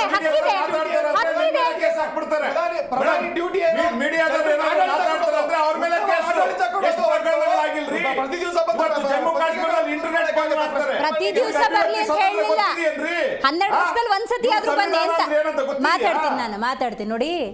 ಪ್ರಶ್ನೆಗೆ, ಕರ್ನಾಟಕದ ಪ್ರಶ್ನೆಗೆ ಕರ್ನಾಟಕದ ಉತ್ತರ ಬೇಕಾಗತ್ತೆ. ಯಾಕಂತ ಹೇಳಿದ್ರೆ ಇತರ ರಾಜ್ಯಗಳ ಉದಾಹರಣೆ ಅಂತ ತಗೊಂಡ್ರೆ, ಕಂಪ್ಯಾರಿಸನ್ ಬಂದ್ರೆ ನಮಗೆ ಸೊಲ್ಯೂಷನ್ ಸಿಗೋದಿಲ್ಲ. ಕರ್ನಾಟಕದ ಜನತೆಯ ಪ್ರಶ್ನೆಗಳಿಗೆ ಕರ್ನಾಟಕದ ಸಚಿವರು ಉತ್ತರ ಕೊಡಬೇಕಾಗುತ್ತೆ. 2023 ಚುನಾವಣೆಯ ನಂತರದ ಸಂದರ್ಭದಲ್ಲಿ ಆ 6 ತಿಂಗಳ ಅವಧಿಯನ್ನು ಬಿಟ್ಟು ನಾನು ಮಾತಾಡಬೇಕಂತ ಬಯಸ್ತಾ ಇದ್ದೀನಿ. ಯಾಕಂತ ಹೇಳಿದ್ರೆ ಗ್ಯಾರಂಟಿ ಯೋಜನೆಗಳನ್ನು ತಂದಿದ್ರು, ಅದರ ಅನುಷ್ಠಾನದ ಪ್ರಕ್ರಿಯೆಯಲ್ಲಿ ಬಹಳ ಬ್ಯುಸಿ ಆಗಿದ್ರು. ಆ 6 ತಿಂಗಳು ಆಗ್ತಾ ಇದ್ದಂತೆಯೇ ಕ್ಷೇತ್ರಕ್ಕೆ ಸಂಬಂಧಪಟ್ಟಂತಹ BJP ಅಲ್ಲ, JDS ಅಲ್ಲ, ಕಾಂಗ್ರೆಸ್ ಶಾಸಕರು ರವೀಶ್ ಅವರೇ ಧ್ವನಿ ಎತ್ತಿದ್ರು. ನನ್ನ ಕ್ಷೇತ್ರದ ಜನ ನನ್ನ ಮನೆ ಬಾಗಿಲಿಗೆ ಬರ್ತಾ ಇದ್ದಾರೆ, ಎಲ್ಲಿ ನೀನು ಮಾಡಿರುವಂಥ ಅಭಿವೃದ್ಧಿಯನ್ನು ತೋರಿಸು ಅಂತ ಹೇಳಿ ನಾನು ಉತ್ತರ ಕೊಡಬೇಕು ಅಂತ ಹೇಳಿ ಮುಖ್ಯಮಂತ್ರಿ ಸಿದ್ದರಾಮಯ್ಯನವರು ಸೇರಿದ ಹಾಗೆ ದೊಡ್ಡ ದೊಡ್ಡ ನಾಯಕರನ್ನು ಭೇಟಿಯಾಗಿ ಅನುದಾನಕ್ಕೆ ಧ್ವನಿ ಎತ್ತಿದ್ರು. ಅಂಥ ಒಂದು ಸಿಚುವೇಶನ್ ನೋಡಿದಾಗ ಅಲ್ಲಿಂದ 25 ಕೋಟಿ ಈ ರೀತಿ ಅನುದಾನ ಕೊಟ್ಟು ಕಳಿಸಿದಂತಹ ಒಂದಷ್ಟು ಪ್ರಕ್ರಿಯೆಗಳು ಅದು ಸ್ವಲ್ಪ ಲೇಟಾಗೆ ಇಂಥ ಒಂದು ಪ್ರಸಂಗ ನಡೆದಿತ್ತು. ಅಂದರೆ ಶಾಸಕರ ಮಾತಿಗೆ ಬೆಲೆ ಇಲ್ಲ. ಸರ್ಕಾರ ಅಂತ ನೋಡಿದಾಗ ಸದನದಲ್ಲಿ ಚರ್ಚೆ ಆಗುತ್ತೆ, ಅದಕ್ಕೆ ಉತ್ತರ ಇಲ್ಲ ಅಂದರೆ ಮುಂದೊಂದು ದಿವಸ ಗೊತ್ತಿಲ್ಲ, ಬೆಲೆ ಏರಿಕೆಯಿಂದ ಜನಸಾಮಾನ್ಯರು ತತ್ತರಿಸಿದ್ದಾರೆ, ಹಲವಾರು ಸಮಸ್ಯೆಗಳಿದ್ದಾವೆ, ಮೂಲಭೂತ ಸೌಕರ್ಯಗಳು ಬಹುತೇಕ ಕಡೆ ಲಭ್ಯ ಆಗ್ತಾ ಇಲ್ಲ, ಜನ ಬೀದಿಗಿಳಿದು ಹೋರಾಟ ಮಾಡ್ತಿದ್ದಾರೆ. ರೀಸೆಂಟಾಗಿ ಆಗಿರೋ ಡೆವಲಪ್ಮೆಂಟ್ ನೋಡಿದ್ರೆ ಪೌರ ಕಾರ್ಮಿಕರಿರ್ಬೋದು, ಸರ್ಕಾರಿ ವೈದ್ಯರು ಇರ್ಬೋದು, ಹೀಗೆ ಹಲವಾರು ಮಂದಿ ಪ್ರತಿಭಟನೆ ಮಾಡಿದ್ದಾರೆ. ಕಿವಿ ಕೇಳಿಸಲ್ಲ ಹಾಗಾದರೆ ಸರ್ಕಾರಕ್ಕೆ? ಮೇಡಮ್, ಈ ಕಳೆದ ಚುನಾವಣೆಯಿಂದ ಹಿಂದೆ ನೋಡಿದ್ದ ಸಿದ್ದರಾಮಯ್ಯ ಅವರೇ ಬೇರೆ, ಇವಾಗಿರೋ ಸಿದ್ದರಾಮಯ್ಯ ಅವರೇ, ಇವರು ಅಧಿಕಾರ ದಾಹಿಯಾಗಿ ಅಂಟ್ಕೊಂಡು ಕೂತಿದ್ದಾರೆ ಅಂತ ಅನ್ಸುತ್ತೆ. ಹೌದು. ಯಾಕಂದ್ರೆ ಈಗ ಇರೋ ಸಮಸ್ಯೆಗಳು 1, 2, 3 ಸಮಸ್ಯೆಗಳಿಲ್ಲ. ಆಕ್ಚುಲಿ ನಾನು ಅವ್ರನ್ನ ತುಂಬಾ ಅಪ್ರಿಷಿಯೇಟ್ ಮಾಡ್ತಾ ಇದ್ದೆ. ಅವ್ರ ಇದಕ್ಕೆ ಏನೋ ಬಜೆಟ್ ವೈಸ್ ಎಲ್ಲ ಮಾಡಿದಾಗ ಈ ಸರಿ ಬಜೆಟ್ ಏನೋ ನಾಮಕಾವಸ್ಥೆ ಕೊಟ್ಟಂಗೆ ಕೊಟ್ಬಿಟ್ಟಿದ್ದಾರೆ. ಅವರು ಯಾವುದೇ ರಂಗದಲ್ಲಿ ತಗೊಳ್ಳಿ, ಎಲ್ಲ ರಂಗದಲ್ಲೂ ಅವ್ರು ಹಿಡಿದಿದ್ದಾರೆ. ಅದರಲ್ಲೂ ಈ ಅವೈಜ್ಞಾನಿಕ ಗ್ಯಾರಂಟಿ ಯೋಜನೆಗಳೇನಿದೆಯಲ್ಲ, ಅವರು ಶಕ್ತಿ ಮೀರಿ ಗ್ಯಾರಂಟಿ ಯೋಜನೆಗಳನ್ನ ಕೊಟ್ಬಿಟ್ಟಿದ್ದಾರೆ. ಅದನ್ನು ಸರಿದೂಗಿಸಕ್ಕೆ ಅವರು ತುಂಬ ತಿಣುಕಾಡ್ತಾ ಇದ್ದಾರೆ. ಆ ಯೋಜನೆಗಳಿಂದ ಸಮಗ್ರ ಕರ್ನಾಟಕದ ಅಭಿವೃದ್ಧಿಗೆ ತುಂಬ ಹೊಡೆತ ಬಿದ್ದಿದೆ. ಆದರೆ ಅವರನ್ನು ಒಪ್ಕೊಳ್ಳೋಕೆ ರೆಡಿ ಇಲ್ಲ. ಯಾಕೆ ಏನಕ್ಕೆ ಒಪ್ಕೊಳ್ಳಲ್ಲ ಅಂದರೆ ಜಟ್ಟಿ ಕೆಳಗಡೆ ಬಿದ್ದರೂ ಮೀಸೆ ಮಣ್ಣಾಗಿಲ್ಲ ಅನ್ನೋ ಪರಿಸ್ಥಿತಿ. ಅದ್ರ ಮಧ್ಯದಲ್ಲಿ ಇವರಿಬ್ರದ್ದು ಕುಸ್ತಿ, ಕುರ್ಚಿಗಾಗಿ ಕುಸ್ತಿ, ಅದು ನಮ್ಮ ಕರ್ನಾಟಕನ ಬ್ಯಾಕ್ಪಟ್ಟಿಗೆ ತಗೊಬಂದ್ಬಿಟ್ಟಿದೆ. ಇವರಿಬ್ರು ಜಗಳದಲ್ಲಿ ಅಭಿವೃದ್ಧಿ ಕುಂಠಿತ ಆಗಿದೆ. ಯಾವುದೇ ಕ್ಷೇತ್ರನ ಇವರು ಗಮನಿಸೋಕ್ಕಾಗ್ತಾ ಇಲ್ಲ. ಈಗ ಏನೋ ಪುಣ್ಯಕ್ಕೆ ಇವಾಗ ಒಂದು ಸ್ವಲ್ಪ ಏನೋ ಉದ್ಯೋಗ ಸೃಷ್ಟಿ ಮಾಡೋಕೆ ಹೊರಟಿದ್ದಾರೆ. ಅದರಲ್ಲೂ ಗೋಲ್ಮಾಲ್ ಏನೇನೋ ನಡೆದ್ಬಿಟ್ಟು ಯಾರ್ಯಾರೋ ಕೇಸ್ಗಳು ಹಾಕಕ್ಕೆ ಹೊರಟಿದ್ದಾರೆ. ಎಷ್ಟೋ ಜನ ಒಂದೇ ಕೊಠಡಿಲಿ ಕೂತ್ಕೊಂಡಿರೋ 13 ಜನಕ್ಕೆ ಕೆಲಸ ಸಿಕ್ಕಿದೆ ಅಂತ ತಾರತಮ್ಯ ಆಗಿದೆ. ಕೆಲವರಿಗೆ ಉದ್ದೇಶಪೂರ್ವಕ ಜಾಬ್ ಕೊಟ್ಟಿದ್ದಾರೆ, ಕೆಲವರು ಕೊಟ್ಟಿಲ್ಲ ಅಂತ. ಮತ್ತು ಚಾಮರಾಜನಗರದಿಂದ ಇಟ್ಕೊಂಡು ಬೀದರ್ವರೆಗೂ ಎಷ್ಟೋ ಜನಕ್ಕೆ ಪಾಪ ಇನ್ನೂ ಅವ್ರಿಗೆ ಅನುದಾನ ಸಿಕ್ಕಿಲ್ಲ, ಎಷ್ಟೋ ಜನ ಶಾಸಕರಿಗೆ. ಅದು ಎಂಥ ದೌರ್ಭಾಗ್ಯ. ಯಾವ ಪಕ್ಷದವರಾಗಿರಲಿ, ಆ ಪಕ್ಷದವ್ರಿಗೆ ಅನುದಾನ ಕೊಟ್ಟಿಲ್ಲ. ಮತ್ತು ಅಲ್ಲಿ ಪಂಚಾಯತ್ ರಾಜ್ ಇದರಲ್ಲಿ ಕೆಲಸಗಳು ನಡೀತಾ ಇಲ್ಲ. ಆಮೇಲೆ ಏನೋ ವಿದ್ಯುತ್ ಇಲಾಖೆಯಲ್ಲಿ ಬೆಂಗಳೂರು ತುಂಬ ರಸ್ತೆ ಗುಂಡಿಗಳು ಎಲ್ಲ. ಇದು ಆಲ್ಮೋಸ್ಟ್ 2.5 ವರ್ಷದಿಂದ ಬೆಂಗಳೂರನ್ನ ಕಂಪ್ಲೀಟಾಗಿ ಕಡೆಗಣಿಸಿದ್ದಾರೆ. ಅದು ಹೆಂಗಂದ್ರೆ ನಿರ್ಗತಿಕ ಆಗೋಗ್ಬಿಟ್ಟಿದೆ ಬೆಂಗಳೂರು. ಯಾರು ಉಸ್ತುವಾರಿಗಳಿದ್ದಾರೆ ಮಾತ್ರ ಅಲ್ಲ, ಬೆಂಗಳೂರು ಅಟ್ಲೀಸ್ಟ್ 140 ಕೋಟಿ ಜನಸಂಖ್ಯೆ ಇರುವಂತ ಒಂದು ದೊಡ್ಡ ಮಹಾನಗರ. ಭಾರತದಲ್ಲಿ ಇರೋ ಮಹಾನಗರಗಳಲ್ಲಿ ಇದು ಒಂದು ಟಾಪ್ 5 ಬರ್ಬೋದು ಅಂದ್ಕೊಂಡಿದ್ದೀನಿ. ಅಂಥ ನಗರನೇ ನೀವು ಕಡೆಗಣಿಸಿದ್ರೆ, ಮೂಲಭೂತ ಸಮಸ್ಯೆಗಳನ್ನ ಕಡೆಗಣಿಸಿದ್ರೆ, ಯಾವುದೇ ರೋಡಲ್ಲಿ ಹೋಗಿ ನಿಮಗೆ ಕೆಮ್ಮು ಬಂದೇ ಬರುತ್ತೆ, ಅಷ್ಟು ಡಸ್ಟ್ ಅಲರ್ಜಿ ಇದೆ. ಎಲ್ಲ ರಸ್ತೆ ಗುಂಡಿಗಳು ಡ್ಯಾಮೇಜು. ಎಲ್ಲ ಕಡೆ ಒಂದೇ ಒಂದು ರೋಡ್ಗೆ 3-4 ಸರಿ ರೋಡ್ ಆಗಿಯೋದು. ಒಂದ್ಸರಿ ಪೈಪ್ಲೈನ್ ಹಾಕೋದು, ಒಂದ್ಸರಿ ಜಲಮಂಡಳಿ ಕೆಲಸ, ಒಂದ್ಸರಿ ವಿದ್ಯುತ್ ಕೆಲಸ, ಇನ್ನೊಂದ್ಸರಿ ಆ BBMP ಅವ್ರ ಕೆಲಸ, ಅಥವಾ ಏನೇನೋ ಕೆಲಸಗಳು. ಅಂದರೆ ಒಂದು ರೋಡನ್ನು ಒಂದು ಸರಿ ನೀಟಾಗಿ ಮಾಡೋದೇ ಇಲ್ಲ. ಒಂದೇ ಕೆಲಸಕ್ಕೆ 4 ಟೆಂಡರು. ಮತ್ತೆ ಭ್ರಷ್ಟಾಚಾರ ತಾಂಡವಾಡ್ತಾ ಇದೆ ನಮ್ಮ ರಾಜ್ಯದಲ್ಲಿ. ಕರ್ನಾಟಕ ಭ್ರಷ್ಟಾಚಾರದಲ್ಲಿ ದೇಶದಲ್ಲೇ ನಂಬರ್ 1 ಪೊಸಿಷನ್ ಅಲ್ಲಿದೆ. ಅದ್ರ ಬಗ್ಗೆ ಇವರಿಗೆ ಕಿಂಚಿತ್ತೂ ಗಮನ ಇಲ್ಲ. ಯಾವುದೇ ಇಲಾಖೆಯಲ್ಲಿ ಹೋಗ್ಲಿ ಸುಲಲಿತವಾಗಿ ಕೆಲಸಗಳಾಗಲ್ಲ, ಆ ಸರ್ವರ್ಗಳು ಡೌನ್ ಇರ್ತದೆ. ಆಮೇಲೆ ಈಗ ನಡೆದಂತ ಈಗ ಇದರಲ್ಲಿ ಸರಿಯಾಗಿ ಗ್ಯಾಸ್ ನಿರ್ವಹಣೆ ಮಾಡೋಕ್ಕಾಗಲಿಲ್ಲ, ಇದ್ರೂ ನಿರ್ವಹಣೆ ಮಾಡೋಕ್ಕಾಗಲಿಲ್ಲ. ಹೌದೌದು, ಅದು ಬ್ಲಾಕ್ ಮಾರ್ಕೆಟ್ ಅಲ್ಲಿ ಎಷ್ಟೋ ಜನ ಉಪಯೋಗಿಸ್ಕೊತಾ ಇದ್ದಾರೆ. ಅಮಾಯಕ ಜನರಿಗೆ ತೊಂದರೆ ಆಗುತ್ತೆ. ಬಾಣಂತಿಯರ ಸಾವಾಯಿತು. ಎಲ್ಲ ಸೌಲಭ್ಯ ಕರ್ನಾಟಕ ರಾಜ್ಯದಲ್ಲೇ ನಂಬರ್ 1 ವೆಲ್ ಎಜುಕೇಟೆಡ್ ಸ್ಟೇಟು, ವಿದ್ಯಾವಂತರು ಇರುವಂಥ ರಾಜ್ಯ, ಒಳ್ಳೊಳ್ಳೆ ಅಧಿಕಾರಿಗಳಿದ್ದಾರೆ, ಒಳ್ಳೊಳ್ಳೆ ವೈದ್ಯರಿದ್ದಾರೆ, ಎಲ್ಲ ಸೌಲಭ್ಯಗಳಿದೆ, ಒಳ್ಳೊಳ್ಳೆ ಆಸ್ಪತ್ರೆಗಳ ನಿರ್ಮಾಣ ಮಾಡಿದ್ದಾರೆ. ಬಾಣಂತಿಯರ ಸಾವಾಯಿತು, ನವಜಾತ ಶಿಶುಗಳು ಸಾವಾಯಿತು. ಇದು ಯಾವುದೂ ಇದೆಲ್ಲ ಆಗ್ತಾ ಇರೋದು 2.5 ವರ್ಷದಿಂದ. ಏನಕ್ಕೆ ಅಂದರೆ ಇವರು ಕಂಪ್ಲೀಟಾಗಿ ಗ್ಯಾರಂಟಿ ಯೋಜನೆಗಳಿಂದ ಆಗಿದ್ದಾರೆ. ಅದರ ಮೇಲೆ ಉತ್ತರ ಕರ್ನಾಟಕದಲ್ಲಿ ಇವರು ಏನೇನು ಆಶ್ವಾಸನೆ ಕೊಟ್ಟಿರಲ್ಲ, ಆಶ್ವಾಸನೆಗಳು ಯಾವುದೂ ನೆರವೇರಿಸಿಲ್ಲ. ಅಲ್ಲಿ ಆಲ್ಮೋಸ್ಟ್ 2 ಮಿಕ್ಸ್ ಆಗಿದೆ, ಬಿಜೆಪಿ ಕರ್ನಾಟಕ. ಮತ್ತೆ ಶಂಕುಸ್ಥಾಪನೆ ಲಿಸ್ಟ್ಗಳೇ ಹೇಳ್ಬಿಟ್ರು ಮೇಡಮ್. ಅದೇನು ಗೊತ್ತಾ, ಆತಿಗೆ ದಾತ್ ಕಾನೆ ಕೇಲಿ ಏಕ್ ದಿಕಾನೆ ಕೇಲಿ ಏಕ್ ಅಂದ್ರೆ ಆನೆ ದಂತ ಇದ್ದಂಗೆ, ತೋರಿಸೋದೊಂದು ಮಾಡೋದೊಂದು. ಅವ್ರು ಹೇಳಿದಾರೆ ಅಷ್ಟೇ. ಇದುವರೆಗೂ ಸಹ ಯಾವ್ಯಾವ ಯೋಜನೆಗಳು ಇವರು ಸುಮ್ಮನೆ ಶಿಲಾನ್ಯಾಸನ ಮಾಡ್ಕೊಂಡು ಬಂದಿದ್ದಾರೆ ಹೊರತು ಆಲ್ಮೋಸ್ಟ್ 80% ಯೋಜನೆಗಳು ಇನ್ನೂ ಹಂಗೆ ನೆನೆಗುದಿಗೆ ಬಿದ್ದಿದೆ, ಒಂದು ಕಾರ್ಯರೂಪಕ್ಕೆ ತಂದಿಲ್ಲ. ಅದನ್ನ ಸಮಂಜಸವಾಗಿ ಬಿಜೆಪಿಯವರು ವಿರೋಧ ಮಾಡ್ತಾ ಇಲ್ಲ. ಏನು ಕಾರಣ? ಹೌದೌದು, 100% ಮಾಡ್ತಾ ಇಲ್ಲ. ಅವ್ರು ನಾಮಕಾವಸ್ಥೆಗೆ ಬಾವಿಗಿಳಿದು ಅಲ್ಲಿ ಇಲ್ಲಿ ಸಭೆ ಒಳಗಡೆ ಮಾಡ್ತಾರೆ ಅಷ್ಟೇ. ಕರೆಕ್ಟಾಗಿ ಚಾಟಿ ಬೀಸಿ ಕರ್ನಾಟಕ ರಾಜ್ಯ ಸರ್ಕಾರನ ಎಚ್ಚೆತ್ತುವಂಥ ಕೆಲಸ ಯಾವುದೇ ಒಬ್ಬ ಬಿಜೆಪಿ ಶಾಸಕ ಆಗಲಿ ನಾಯಕ ಆಗಲಿ ಹೇಳ್ತೀನಿ. ವಿರೋಧ ಪಕ್ಷದ ನಾಯಕರು ಕಂಪ್ಲೀಟ್ ಆಗಿ ಅವರ ಕೆಲಸನ ಮಾಡ್ತಾ ಇಲ್ಲ. ಅವರು ಏನಾಗಿದ್ದಾರೆ ಅಂದರೆ ಅಡ್ಜಸ್ಟ್ಮೆಂಟ್ ಪಾಲಿಟಿಕ್ಸ್ ಅಲ್ಲಿ ಇದ್ದಾರೆ ಅಂತ ನಮಗೆ ರಾಜ್ಯದ ಜನತೆಗೆ ಅನಿಸುತ್ತೆ. ಯಾಕೆ ಅಂದರೆ ಸುಮ್ಮನೆ ಮಾತಾಡೋಷ್ಟೇ, ಟೀಕೆ ಮಾಡೋಷ್ಟೇ. ಜ್ವಲಂತ ಸಮಸ್ಯೆಗಳ ಬಗ್ಗೆ ಅವ್ರು ಮಾತಾಡಿರೋ ಉದಾಹರಣೆಗಳಿಲ್ಲ, 1-2 ಮಾತಾಡಿರ್ತಾರೆ ಅಷ್ಟೇ. ಈಗ ಇಷ್ಟು ಪ್ರಶ್ನೆಗಳೇನಿದಾರಲ್ಲ ಅದೆಲ್ಲದೂ JDS ಅವರೇ ಜಾಸ್ತಿ ಕೇಳಿರೋದು. ನೀವು ಬೇಕಾದ್ರೆ ತೆಗೆದು ನೋಡಿ, ನಿಜವಾಗ್ಲೂ JDS ಅವರೇ ಜಾಸ್ತಿ ಕೇಳಿರೋದು. BJP ಅತಿ ಹೆಚ್ಚು ಹೋರಾಟ ಮಾಡ್ತಾ ಇರೋದು ಕಾಂಗ್ರೆಸ್ ಸರ್ಕಾರದ ವಿರುದ್ಧ, ಕಾಂಗ್ರೆಸ್ ಅನ್ನೋದಕ್ಕಿಂತ ರಾಜ್ಯ ಸರ್ಕಾರದ ವಿರುದ್ಧ. ರಾಜ್ಯ ಸರ್ಕಾರದ ಅತಿ ಹೆಚ್ಚು ಹೋರಾಟ ಮಾಡಿರೋದು ಯಾರು ಅಂದರೆ JDS ಅವರೇ. ಯಾಕೆಂದರೆ ಎಲೆಕ್ಷನ್ ಆದಾಗಿಂದ ಸರ್ಕಾರ ಅಧಿಕಾರಕ್ಕೆ ಬಂದಾಗಿಂದ 6 ತಿಂಗಳವರೆಗೂ ಇವರು ವಿರೋಧ ಪಕ್ಷದ ನಾಯಕರನ್ನ ಆಯ್ಕೆ ಮಾಡೋಕ್ಕೆ ಆಗಿರಲಿಲ್ಲ. ಕುಮಾರಸ್ವಾಮಿ ಅವರು ಅವತ್ತು ತುಂಬ ಯಶಸ್ವಿಯಾಗಿ ವಿರೋಧ ಪಕ್ಷದ ಸ್ಥಾನ ತುಂಬಿದ್ರು. ಅದನ್ನ ಮಾಡೋದಕ್ಕೆ ಒಂದು 6 ವರ್ಷ 7 ತಿಂಗಳು ತಗೊಂಡ್ರು ಸಹ ಒಬ್ಬ ಒಳ್ಳೆ ಉತ್ತಮವಾದ ವಿರೋಧ ಪಕ್ಷ ನಾಯಕನ ಇವರು BJP ಅವರು ಕೊಡೋಕ್ಕಾಗಿಲ್ಲ. ಅದರಿಂದ ಇವತ್ತು ರಾಜ್ಯ ಈ ಕಾಂಗ್ರೆಸ್ ಮತ್ತೆ BJP ಇಬ್ಬರು ಜಗಳದಲ್ಲಿ ರಾಜ್ಯ ಇವತ್ತು ಹಿಂದುಳಿದುಕೊಂಡಿದೆ. Right, very nice point. ಪ್ರತಿಪಕ್ಷ ಹೆಂಗೆ ನಡ್ಕೋಬೇಕು ಅನ್ನೋದ್ರ ಬಗ್ಗೆ ನಾನು ಮಾತಾಡ್ತೀನಿ. ರವೀಶ್ ಅವರು ಉಲ್ಲೇಖ ಮಾಡಿದ್ರು ಬಾಣಂತಿಯರ ಸಾವು. ನಾನು ಇನ್ನೊಂದು 2-3 ಆ್ಯಡ್ ಮಾಡ್ತಾ ಹೋಗ್ತೀನಿ. ಬಾಣಂತಿಯರ ಸಾವಿರ್ಬೋದು, ವಾಲ್ಮೀಕಿ ಅಭಿವೃದ್ಧಿ ನಿಗಮದ ಹಗರಣ ಇರ್ಬೋದು, ಮೂಡ ಇರ್ಬೋದು, ಪ್ರತಿಭಟನೆಗಳು ನಿರಂತರವಾಗಿ ಆಗ್ತಾ ಇದೆ. ಇಂತಹ ಎಲ್ಲ ಹಲವಾರು ಘಟನೆಗಳನ್ನು ಉಲ್ಲೇಖ ಮಾಡಿದಾಗೆಲ್ಲ ಸರ್ಕಾರದ ಉತ್ತರ ಏನಿತ್ತು ಅನ್ನೋದು ನನಗೆ ಬಹಳ ಕುತೂಹಲ ಆಗಿತ್ತು. ಅವಾಗೆಲ್ಲ ಕೊಟ್ಟಂತಹ ಒಂದು ಆನ್ಸರ್ ಅಧಿಕಾರಿಗಳ ನಿರ್ಲಕ್ಷ್ಯವೇ ಇದಕ್ಕೆಲ್ಲ ಕಾರಣ ಅಂತ ಹೇಳಿ ತಿಪ್ಪೆ ಸಾರಿಸೋ ಕೆಲಸ ಆಗೋಯ್ತು. ಈಗಲೂ ಕೂಡ ಅಧಿವೇಶನ ಸರಿಯಾದ ರೀತಿಯಲ್ಲಿ ಸರಿಯಾದ ಪ್ರಶ್ನೆಗಳಿಗೆ ಉತ್ತರ ಸಿಕ್ಕಿಲ್ಲ ಅಂದರೆ ಅಧಿಕಾರಿಗಳು ಸರಿಯಾಗಿ ಇನ್ಪುಟ್ಸ್ ಕೊಟ್ಟಿಲ್ಲ ಅಂತನ, ಸಚಿವರು ಇನ್ವಾಲ್ವ್ಮೆಂಟ್ ಆಗಿಲ್ಲ ಅಂತನ. ನೋಡಿ ಮೇಡಮ್, ಒಟ್ಟಾರೆಯಾಗಿ ತಾವು ಕೇಳಿದ ಪ್ರಶ್ನೆಗಳಿಗೆ ಹಾಗೂ ಆಪ್ನ ಮಿತ್ರರು ಕೆಲವೊಂದು ಪ್ರಶ್ನೆಗಳನ್ನ ನಾನು ಒಟ್ಟಾರೆ ಉತ್ತರವನ್ನು ಕೊಡಲಿಕ್ಕೆ ಬಯಸ್ತೇನೆ. ಮೊದಲೇದೇನಂತ ಹೇಳಿದ್ರೆ, ಇವತ್ತು ಈ ಅಭಿವೃದ್ಧಿ ವಿಚಾರದಾಗಿ ಜೊತೆಗೆ ಗ್ಯಾರಂಟಿಗಳ ಬಗ್ಗೆ ಹೇಳಿದರು ನಾವು ಮಿತ್ರರು. ಒಂದು ಸ್ಪಷ್ಟಪಡಿಸ್ತೀನಿ, ಹಲವಾರು ಬಾರಿ ಸ್ಪಷ್ಟಪಡಿಸಿದ್ದೀನಿ, ಇವತ್ತು ಸ್ಪಷ್ಟಪಡಿಸ್ತೀನಿ. ಗ್ಯಾರಂಟಿ ಯೋಜನೆಗಳು ಅದು ಕೂಡ ಅಭಿವೃದ್ಧಿ ವ್ಯಾಖ್ಯಾನದ ಅಡಿಯಲ್ಲೇ ಬರ್ತವಂತಕ್ಕಂಥದ್ದು ಭಾಳಷ್ಟು ಜನರಿಗೆ ಇದು ಗೊತ್ತಾಗ್ತಾ ಇಲ್ಲ. ಇದು ಭಾಳ ನನಗೆ ಅತ್ಯಂತ ನೋವಿನಿಂದ ಹೇಳ್ತೀನಿ. ಯಾಕಂತ ಹೇಳಿದ್ರೆ, ಇವತ್ತು ನಮಗೆ ಭಾರತದ ಸಂವಿಧಾನದಲ್ಲಿ ಏನು ಅನುಚ್ಛೇದ 35ರಿಂದ ಫಂಡಮೆಂಟಲ್ ರೈಟ್ಸ್ ಆದಮೇಲೆ 35ರಿಂದ 36ರಿಂದ 52ರವರೆಗೆ, ಒಂದು ನಿಮಿಷ ಸರ್, ನಾನು ಗೌರವಪೂರ್ವಕವಾಗಿ ನೀವು ಹೇಳಿಕೆ ನಿಮ್ಮ ಒಂದು ಗೌರವಪೂರ್ವಕವಾಗಿ ಸುಮ್ಮನೆ 52ರವರೆಗೂ ಕೂಡ ರಾಜ್ಯ ನಿರ್ದೇಶಕ ತತ್ವಗಳು ಅಂತ ಹೇಳಿದೆ. ಸೊ ಒಂದು ಸರ್ಕಾರಗಳು ಯಾವ ರೀತಿಯಾಗಿ ಜನರಿಗೆ ಯೋಜನೆಗಳನ್ನು ರೂಪಿಸಬೇಕು, ಯಾವ ಒಂದು ಸ್ಕೀಮ್ಗಳನ್ನು ಹಾಕಬೇಕು, ಯೋಜನೆಗಳು ಮಾಡಬೇಕು, ಕಾಯ್ದೆಗಳು ಮಾಡಬೇಕು, ಎಲ್ಲವನ್ನೂ ಕೂಡ ನಿರ್ದೇಶಕ ತತ್ವಗಳಲ್ಲಿ ಹೇಳಿದ್ದಾರೆ. ಸೊ ಅಂಥ ಸಂವಿಧಾನಬದ್ಧವಾದಂತಹ ಅಧಿಕಾರವನ್ನು ಉಪಯೋಗಿಸ್ಕೊಂಡು ನಾವು ಆ ವರ್ಗಗಳಿಗೆ ಕೊಡ್ತಕ್ಕಂಥದ್ದು ಏನು ಈ ಯೋಜನೆಗಳಿದಾವೆ. ಸೊ ಆ ಯೋಜನೆಗಳನ್ನ ಆ ವರ್ಗಗಳಿಗೆ ನಾನು ಹೇಳ್ತೀನಿ ಅನುಚ್ಛೇದ ಏನು ಈಗ ನೋಡಿ Sir. ಅಲ್ಲ, ಒಂದ್ ನಿಮಿಷ ಮೇಡಮ್ ಅಲ್ಲ, ನಿಮ್ಗೆ clarity ಕೊಡ್ತೀನಿ. ಇಲ್ಲಿ ಇಬ್ರಿದ್ದಾರೆ. ಗ್ಯಾರಂಟಿಗಳಿಗೆ ನಿಮ್ ವಿರೋಧ ಇದೆಯಾ? ಗ್ಯಾರಂಟಿಗೆ ನಿಮ್ ವಿರೋಧ ಇದೆಯಾ? ಇವರಿಬ್ಬರದ್ದು ವಿರೋಧ ಇಲ್ಲ. ವಿರೋಧ ಅವೈಜ್ಞಾನಿಕ.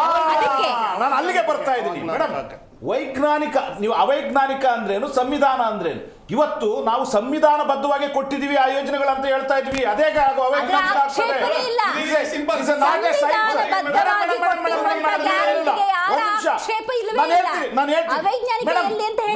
ನಾನು ಬರ್ತೀನಿ. ಇವತ್ತು ನಮ್ಮ ಬಜೆಟ್ ಎಷ್ಟು ಮೇಡಮ್? 4,46,000 ಕೋಟಿ ಕೊಟ್ಟಿದ್ದೀವಿ. ಇವತ್ತು ಅದರಲ್ಲಿ ನಮಗೆ ಯೋಜನೆಗಳಿಗೆ ಎಷ್ಟು ಮೇಡಮ್? 56 ಲಕ್ಷ ಕೋಟಿ ಯೋಜನೆಗಳು ಹೋಗ್ತದೆ. ಸೊ ಹಾಗಾದ್ರೆ ಎಲ್ಲ ಹಣನೂ ಗ್ಯಾರಂಟಿಗಳಿಗೆ ಹೋಗ್ತದ ಮೇಡಮ್? ಇದ್ರ ಉದ್ದೇಶ ಇರ್ತಕ್ಕಂಥ ಒಂದ್ ನಿಮಿಷ ಮೇಡಮರೇ, ಅದು ಸುಳ್ಳು. ವಿರೋಧ ಪಕ್ಷದಗಳು ಕಟ್ಟತಕ್ಕಂಥ ಕತೆ. ನಾವು ಯಾವುದೇ ಅಭಿವೃದ್ಧಿ ಕೆಲಸಗಳನ್ನು ನಿಲ್ಲಿಸಿಲ್ಲ. ಇವತ್ತು ನಾವು ಯಾವುದೇ ಪ್ರಾದೇಶಿಕವಾಗಿ ತಾರತಮ್ಯವನ್ನು ಮಾಡ್ತಾ ಇಲ್ಲ. ಹೇಳಿದ್ರು ಮಿತ್ರರು. ಈಗ ಕಲ್ಯಾಣ ಕರ್ನಾಟಕಕ್ಕೆ ಸುಮಾರು ಸಾವಿರಾರು ಕೋಟಿಗಳ ಅನುದಾನಗಳನ್ನು ಕೊಟ್ಟಿದ್ದೇವೆ. ಇವತ್ತು ಅಲ್ಲಿ ನಮ್ಮ ಅಲ್ಲಿ ಆಸ್ಪತ್ರೆಗಳು, ಶಿಕ್ಷಣ ಇಲಾಖೆ, ಆಮೇಲೆ ಗ್ರಾಮೀಣ ಭ್ರಷ್ಟಾಚಾರ 40% ಭ್ರಷ್ಟಾಚಾರ.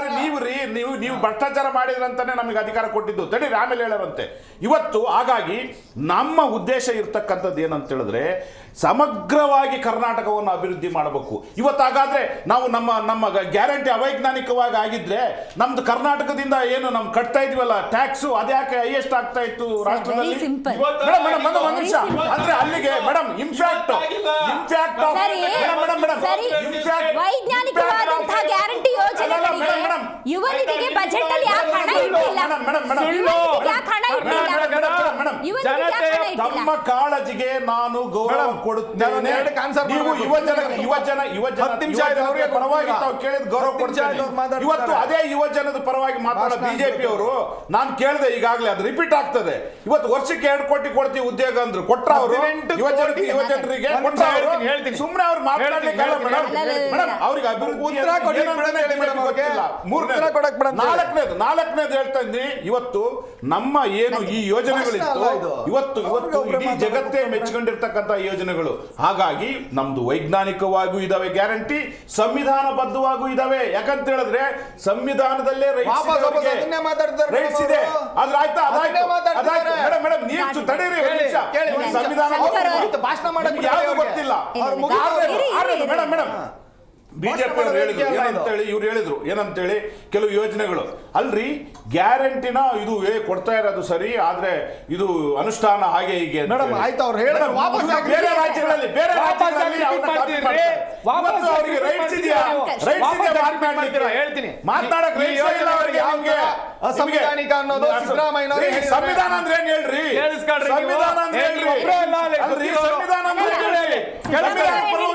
ಹೇಳ್ತೀನಿ. ಸಿದ್ದರಾಮಯ್ಯನವ್ರು ಆನ್ ಸ್ಟೇಜ್ ಹೇಳಿದ್ರು ಏನೋ ಮಹಾದೇವಪ್ಪನ್ಗೂ ಫ್ರೀ, ಕಾಕಾ ಪಾಟೀಲ್ ಫ್ರೀ. ಅದ್ರ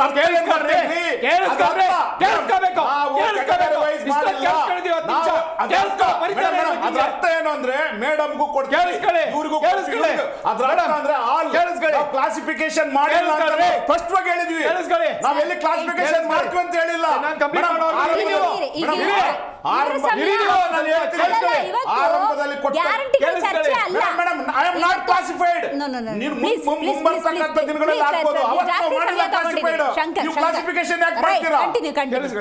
ನಾನು ಮಾತಾಡೋವರೆಗೂ ದಯವಿಟ್ಟು ನೀವು ಅಡ್ಡ ಬಾಯ್ ಹಾಕ್ಬೇಡಿ. ಒಂದೇ ವಿಚಾರ ಏನಂದ್ರೆ, ಸಿದ್ದರಾಮಯ್ಯನವ್ರು ಅವತ್ತು ಸ್ಟೇಜ್ ಮೇಲೆ ಹೇಳಿದ್ರು ಸಿದ್ದರಾಮಯ್ಯನಿಗೂ ಫ್ರೀ, ಕಾಕಾ ಪಾಟೀಲ್ನಿಗೂ ಫ್ರೀ.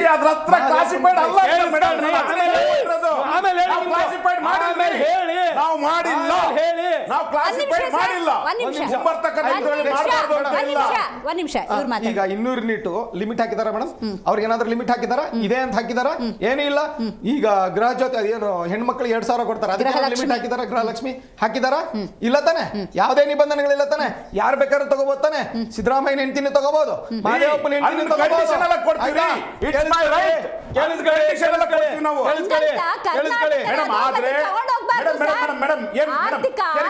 ಆರ್ಥಿಕವಾಗಿ ತಳಮಟ್ಟಕ್ಕೆ ತಗೊಂಡೋಗ್ಬಾರ್ದು. ಆಮೇಲೆ ಅವಾಗಲೇ ನಾವು ವಾಪಸ್ ಈ ಡಿಬೇಟ್ಗೆ ಬರ್ತೀನಿ ಇವತ್ತಿನ ಏನು ಮುಖ್ಯ ವಿಚಾರಕ್ಕೆ. ಅವಾಗಲೇ ಹೇಳಿದ್ರು ಏನೋ ಪ್ರಿಯಾಂಕ್ ಖರ್ಗೆ ಅವರು 1,000 ಕ್ವಶನ್ ಆನ್ಸರ್ ಕೊಟ್ಟಿದ್ದಾರೆ, ಜಾರ್ಜ್ ಅವ್ರು ಇಷ್ಟು ಕೊಟ್ಟಿದ್ದಾರೆ. ಏನು ಇವರು ಯಾರ್ಯಾರು ಉಪಕಾರ ಮಾಡ್ತಿದಾರ? ಕರ್ನಾಟಕದ ರೂಲ್ ಬುಕ್ ಅಲ್ಲಿ ಇದೆ, 57ನೇ ರೂಲ್ ಅಲ್ಲಿ ಇದೆ.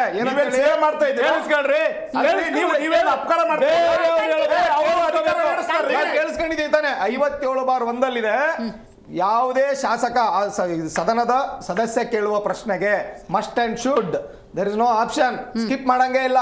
ಸ್ಟಾರ್ ಅನ್ ಸ್ಟಾರ್ ಅದು ಬೇರೆ. ಅವಾಗಲೇ ಅವ್ರು ಹೇಳಿ ಸರಿ ಇದೆ. ನಿಮ್ ಸರ್ಕಾರದಲ್ಲಿ ಎಲ್ಲ ಕೇಳಿಸ್ಕೊಳ್ಳಿ, ಎಲ್ಲ ಕೊಡಲೇಬೇಕು. ಅಲ್ಲ ನಿಮ್ ಕೊಡಲೇಬೇಕು.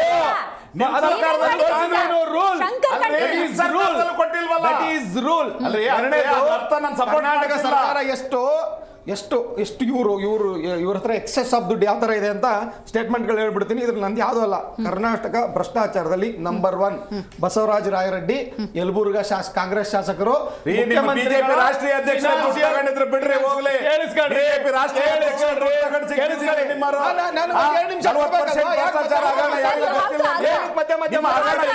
ನೀವು ಸತ್ಯ ಹರಿಶ್ಚಂದ್ರ ಅನ್ನೋ ರೀತಿನಲ್ಲಿ ಮಾತಾಡ್ತೀರಾ. ಮುಖ್ಯ ಇದು ವಸತಿ ಹಂಚಿಕೆಯಲ್ಲಿ ವ್ಯಾಪಕ ಅವ್ಯವಹಾರ ನಡೆದಿದೆ. BR ಪಾಟೀಲ್ ಆಳಂದ್ ಯಾರ ಮೇಲೆ ಮಾಡಿದ್ರು ಇವರು? ಜಮೀರ್ ಅಹಮದ್ ಅವರ PS ಮೇಲೆ ತೆಂಗಿನಕಾಯಿ ಹೊಡೆದು 2 ವರ್ಷ ಆದ್ರೂ ಅನುದಾನ ಬಂದಿಲ್ಲ. ರಾಜು ಕಾಗೆ ಮನೆ ಹಂಚಿಕೆಯಲ್ಲಿ ಅವ್ಯವಹಾರ ನಡೆದಿದೆ. ರಾಜೀನಾಮೆ ನೀಡಲಿ. ಶಾಸಕ ರಾಜು ಕಾಗೆ ಇರ್ಬೋದು, ಅವರ ಅಧಿಕಾರ ಇದ್ದಂತ ಸಂದರ್ಭದಲ್ಲಿ ಮನೆ ಮುಖ್ಯಮಂತ್ರಿ ರಿಸೈನ್ ಮಾಡಿ ಅಂತ ಬೇಳೂರು ಗೋಪಾಲಕೃಷ್ಣ ಹೇಳಿದ್ರು. ಕಾಂಗ್ರೆಸ್ ಸರ್ಕಾರದಲ್ಲಿ ಭ್ರಷ್ಟಾಚಾರ ಹೆಚ್ಚಾಗಿದೆ, ರಾಜೀನಾಮೆ ನೀಡಲು ಚಿಂತಿಸುತ್ತಿದ್ದೇನೆ. ಬಸವರಾಜ್ ಶಿವಗಂಗಾ ಕಾಂಗ್ರೆಸ್ನ ಶಾಸಕ ಅಲ್ರಿ. ಶಾಸಕನಾಗಿ ಬಿಜೆಪಿ ಒಂದು ರಸ್ತೆ ನಿರ್ಮಾಣ ಮಾಡಲಾಗಿದೆ. ದುಡ್ಡಿಲ್ಲ, ಕ್ಷೇತ್ರದ ಜನರಿಗೆ ಮನೆ ಕೊಡುವುದು ಕಷ್ಟವಾಗಿದೆ. 1-2 ಗ್ಯಾರಂಟಿ ಕೈಬಿಡಿ. HR ಗವಿಯಪ್ಪ ವಿಜಯನಗರದ ಶಾಸಕರು ಗೊತ್ತಾ? ಪ್ರತಿಪಕ್ಷ ನಿಷ್ಕ್ರಿಯವಾಗಿದೆ. ಇಲ್ಲ ಪ್ರತಿಪಕ್ಷ ಸರಿಯಾದ ರೀತಿಯಲ್ಲಿ ಪ್ರಶ್ನೆ ಮಾಡಿಲ್ಲ. ಪ್ರತಿಪಕ್ಷ ತಾರ್ಕಿಕ ಅಂತ್ಯಕ್ಕೆ ತಗೊಂಡೋಗಿಲ್ಲ ಅಂದ್ರೆ ಹಿಂಗಾಗುತ್ತೆ. ತಾರ್ಕಿಕ ಅಂತ್ಯಕ್ಕೆ ನೋಡಿ, ನಾವು ದೊಡ್ಡ ಹೋರಾಟ ಮಾಡಿದ್ವಿ. ಯಾವುದು ವಕ್ಫನ್ನ ತುಂಬಾ ದೊಡ್ಡ ಪ್ರಮಾಣದಲ್ಲಿ ರಾಜ್ಯಾದ್ಯಂತ ಹೋರಾಟ ಮಾಡಿದ್ವಿ. ಆದ್ರೆ ಮಾಡಬಾರ್ದು. ಇವ್ರುಗಳಿಗೆ ಏನ್ ಗೊತ್ತಾ, ಜನರಿಗೆ ಸತ್ಯ ಗೊತ್ತಾಗಬಾರ್ದು. ಇವ್ರುಗಳು ಕಿರ್ಚಾಡಿ ನಾವು ಮಾತಾಡೋದು ಸತ್ಯ ಗೊತ್ತಾಗಬಾರ್ದಲ್ಲ, ಅಷ್ಟೇ ಇವ್ರು ಕಿರ್ಚಾಡೋದು. ಆಯ್ತಾ? ವಕ್ಫನ್ ಹೋರಾಟ ತಗೊಂಡೋದ್ವಿ. ಕೊನೆಗೆ ಏನಾಯ್ತು, ಇವರು ನಾವು ವಕ್ಫ್ ಭೂಮಿಗಳದ್ದು ಈಗ ಅದಾಲತ್ನ ಕ್ಯಾನ್ಸಲ್ ಮಾಡ್ತೀವಿ ಅಂತ ಬಂದ್ರು. ಜಮೀರ್ ಅಹಮದ್ ಖಾನ್ ರಾಜ್ಯಾದ್ಯಂತ ಓಡಾಡ್ತಿದ್ರು. ಎರಡನೇದ್ದು, ಸಿದ್ದರಾಮಯ್ಯ ವಾಪಸ್ ಕೊಟ್ರ ಸೈಟ್ಗಳನ್ನ, ಮೂಡ ಸೈಟ್ಗಳನ್ನ ಮೈಸೂರಿಂದ ಬೆಂಗಳೂರಿಂದ ಮೈಸೂರವರೆಗೂ ಹೋರಾಟ ಮಾಡಿದ್ವಾ. ಆಮೇಲೆ ಮೂರನೇದ್ದು, ವಾಲ್ಮೀಕಿ ನಿಗಮದಲ್ಲಿ ಇವ್ರು 87 ಕೋಟಿ ಅನ್ಫ್ಲವರ್ ಒಪ್ಕೊಂಡ್ರ ಸಿದ್ದರಾಮಯ್ಯವರು. ಹೌದು, ಮಿಸ್ಯೂಸ್ ಆಗಿದೆ, ಹೊರಗಡೆ ಹೋಗಿದೆ, ನಾವು ಆಗಿದೆ ಅಂತ ಅವ್ರು ಹೇಳಿಲ್ಲ. ಹೇಳ್ತಿರಲ್ಲ ಬಸವರಾಜ್ ಯತ್ನಾಳ್ ಅವ್ರು ಹೇಳಿಲ್ಲ. ಹಗರಣ ಅನ್ನೋದು ಕಂಟೆಸ್ಟ್ ಬೇರೆ ನೋಡ್ರಿ, ನೀವು ಮಾತನಾಡ್ತಕ್ಕಂಥದ್ದು ಭೂತದ ಬಾಯಲ್ಲಿ ಭಗವದ್ಗೀತೆ. ಯಾವ್ದು ನಿಮ್ ಶಾಸಕರು ಹೇಳೋದು? ಇವತ್ತು ಶಾಸಕರು ನಾನು ಮಾತಾಡಿಲ್ಲ. ನಿಮ್ ಶಾಸಕರ ಬಗ್ಗೆ ಹೇಳ್ರಿ, ಪುನರುಚ್ಚಾರ ಮಾಡ್ತೀನಿ. ನಿಮ್ಮ ಶಾಸಕರು ಹೇಳ್ರಿ. ಅಮೆರಿಕ, ರಷ್ಯಾ ಎಲ್ಲ ಹಗರಣಗಳು ಹೇಳಿ. ನಿಮ್ಮ ಸರ್ಕಾರದಲ್ಲಿ 40% ಹಗರಣದ ಬಗ್ಗೆ ಹೇಳ್ರಿ. ಹಾಗೆ 3 ವರ್ಷದಿಂದ ನೀವು ಮಾಡ್ತಿದ್ದೀರಾ? ಸಮಿತಿ ರಿಪೋರ್ಟ್ ಸರ್ಕಾರ. That is rules. Shalini Rajneesh ಅವರು ನೋಟಿಸ್ ಕಳಿಸಿದ್ದಾರೆ. ಎಟ್ ಎನಿ ಕಾಸ್ಟ್ ಆನ್ಸರ್ ಬರಲೇಬೇಕು. That is rule. ಇಲ್ಲ ಪ್ರಶ್ನೆ ಅಲ್ಲ, ಕೊಡಬೇಕು. ಪುಣ್ಯ ನಮ್ಮ ಕರ್ನಾಟಕ ರಾಜ್ಯದಲ್ಲಿ ಅಟ್ಲೀಸ್ಟ್ ಪ್ರಶ್ನಾವಳಿಗಳಿಗೆ ಅವಕಾಶ ಇದೆ. ಪಾರ್ಲಿಮೆಂಟಲ್ಲಿ ಅವಕಾಶನೇ ಇಲ್ಲ, ಅವ್ರು ಸ್ವಿಚ್ ಆಫ್ ಮಾಡ್ಬಿಡ್ತಾರೆ. ಸೀರಿಯಸ್ಲಿ ಆದ್ರೆ ನಾನು ಇದನ್ನ ಇಲ್ಲಿಗೆ ಹೋಲ್ಡ್ ಮಾಡ್ತೀನಿ. ಯಾಕೆಂದ್ರೆ ರಾಜ್ಯದ ವಿಷಯ ಮಾತಾಡ್ತಾ ಇದ್ದೀವಿ. ನಾನು ಇದನ್ನ ಇಲ್ಲಿಗೆ ಹೋಲ್ಡ್ ಮಾಡ್ತೀನಿ. ಈಗ ನಾವು ರಾಜ್ಯದ ವಿಷಯ ಮಾತಾಡ್ತಾ ಇದ್ದೀವಿ, ಯಾಕೆಂದ್ರೆ ನಾವು ಪಾರ್ಲಿಮೆಂಟ್ ವಿಷಯ ಮಾತಾಡಲ್ಲ. ಅದು ಇಲ್ಲಿ ಏನಾಗಿದೆ, ಅಟ್ಲೀಸ್ಟ್ ಪ್ರಶ್ನೆ ಕೇಳ್ತಾರೆ, ಉತ್ತರ ಕೊಡೋದು ಬಿಡೋದು ಸೆಕೆಂಡ್ರಿ ಅಲ್ಲ, ಅದು ಮಾಡ್ತಾ ಇಲ್ಲ. ನಾನು ಇನ್ನೊಂದು ವಿಶೇಷವಾಗಿ ಏನು ಹೇಳ್ತೀನಿ ಮೇಡಮ್ ಅಂದ್ರೆ, ಹಾಗಲಕಾಯಿಗೆ ಬೇವಿನಕಾಯಿ ಸಾಕ್ಷಿ ಅನ್ನಂಗೆ ಕಾಂಗ್ರೆಸ್ ಬಿಜೆಪಿ ಭ್ರಷ್ಟಾಚಾರದ ಅಲ್ಲಿ 2 ಪಕ್ಷಗಳು ಒಂದೇ ನಾಣ್ಯದ 2 ಮುಖಗಳಿದ್ದಂತೆ. ಯಾಕೆ ಅಂದರೆ BJPಯ ತುಂಬ ಹಿರಿಯ ನಾಯಕ ಯಾರು, ಯತ್ನಾಳ್ ಸಾಹೇಬರು, ವಾಚಾಮ ಗೋಚರ ಅಧ್ಯಕ್ಷರನ್ನ ಪ್ರೀವಿಯಸ್ ಪ್ರೆಸಿಡೆಂಟ್ ಪಾರ್ಟಿ ವಿಚಾರ ಬಿಡಿ ಸರ್, ನೀವು ಜನರ ಸಾಮಾನ್ಯರ ಬಗ್ಗೆ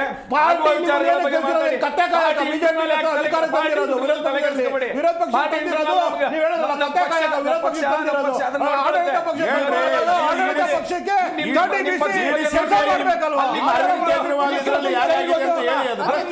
ಮಾಡ್ಕೊಂಡು ಭ್ರಷ್ಟಾಚಾರ ತುಂಬ ಕೊಡ್ತಾ ಇದ್ರೆ ಯಾರು ಆಡಳಿತ ಪಕ್ಷ ಆಟೋಮೆಟಿಕ್ ಆಗಿ ಅವರು ಇನ್ನು ತಿಂದು ಹೆಣಗಳ ತರ ಹೆಗ್ಗಳ ತರ ಕೊಬ್ತಲೇ ಇರ್ತಾರೆ. ವಿರೋಧ ಪಕ್ಷ ಬಂದ್ಬಿಟ್ಟು ಸರಿಯಾಗಿ ಚಾಟಿ ಬೀಸಬೇಕು. ಅದ್ ಬಿಟ್ಬಿಟ್ಟು ನೀವೇ ಜಗಳ ಮಾಡ್ಕೊಂಡು ನೀವೇ ಹೊಡೆದಾಡ್ಕೊಂಡ್ಬಿಟ್ಟು ಅವ್ರನ್ನ ಚೆನ್ನಾಗಿ ಅವ್ರ ಪಾಡ್ಗೆ ಅವ್ರ ಮಜಾ ತಗೊಳ್ತಾ ಇದ್ರೆ ಅವ್ರು ಹಂಗೆ ಮಾಡ್ತಾರೆ. ಈಗ ನೋಡಿ ಮೇಡಮ್, ಇವ್ರು ಹೇಳಿದ್ರು ಕಾಂಗ್ರೆಸ್ ಅವರು ಏನು ನಾವು ಕೊಟ್ಟಿರೋದೆಲ್ಲ ವೈಜ್ಞಾನಿಕ ಯೋಜನೆಗಳಂತ. ಅದು ಅವೈಜ್ಞಾನಿಕ ಯೋಜನೆಗಳಂತ ನಾನು ನಿರೂಪಿಸ್ತೀನಿ. ಯಾಕೆ ಅಂತಂದ್ರೆ ಅವೈಜ್ಞಾನಿಕ ಯೋಜನೆಗಳನ್ನೇ ಯೋಜನೆಗಳಂದ್ರೆ ಏನ್ ಹೇಳ್ರಿ? ಫಸ್ಟ್ ನೀವು ಅಲ್ರಿ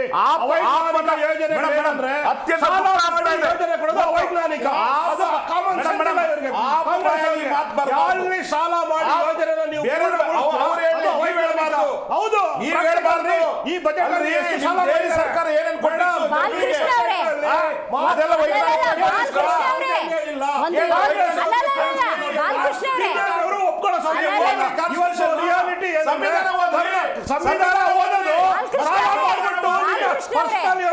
ನೀವು ಕಾಪಿ ಮಾಡಿರ್ಬೋದು, ಸರಿಯಾಗಿ ಕಾಪಿ ಮಾಡಿಲ್ಲ ಅಂತ. ಯೋಜನೆಗಳನ್ನು ಸರಿಯಾಗಿ ಕಾಪಿ ಮಾಡಿಲ್ಲ.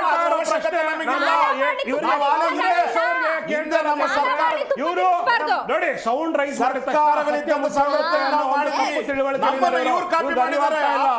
ನಾನು ಹೇಳೋದೇನಂದ್ರೆ ಯಾವುದೇ ಯೋಜನೆ ಕೊಡ್ಲಿಕ್ಕೆ ತಪ್ಪಿಲ್ಲ. ರಾಜ್ಯಕ್ಕೆ ಹೊರೆ ಆಗಬಾರ್ದು ಆ ತರ ಯೋಜನೆಗಳು ಕೊಡ್ತಾರೆ. 5 ಯೋಜನೆಗಳಲ್ಲಿ 4 ಯೋಜನೆಗಳು ಹಳ್ಳ ಹಿಡಿದ್ಬಿಟ್ಟಿದೆ. 4 ಉಂಡೆನ ಹಾಕ್ಬಿಟ್ಟಿದೆ.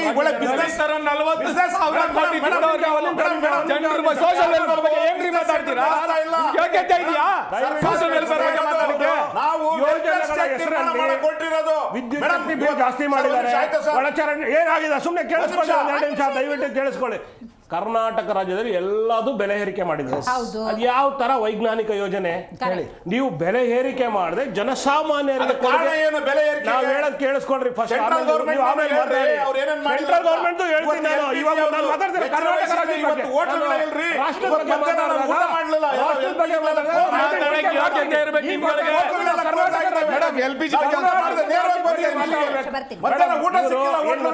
ಕಾಂಗ್ರೆಸ್ ಅವರು ಸೆನ್ಸ್ಲೆಸ್ ಆಗಿ ಮಾತಾಡ್ತಾ ಇದ್ದಾರೆ. ನಾವು ಮಾತಾಡ್ತಾರೆ ಕರ್ನಾಟಕ ರಾಜ್ಯದ ಬಗ್ಗೆ. ನಾನು ಇಲ್ಲಿ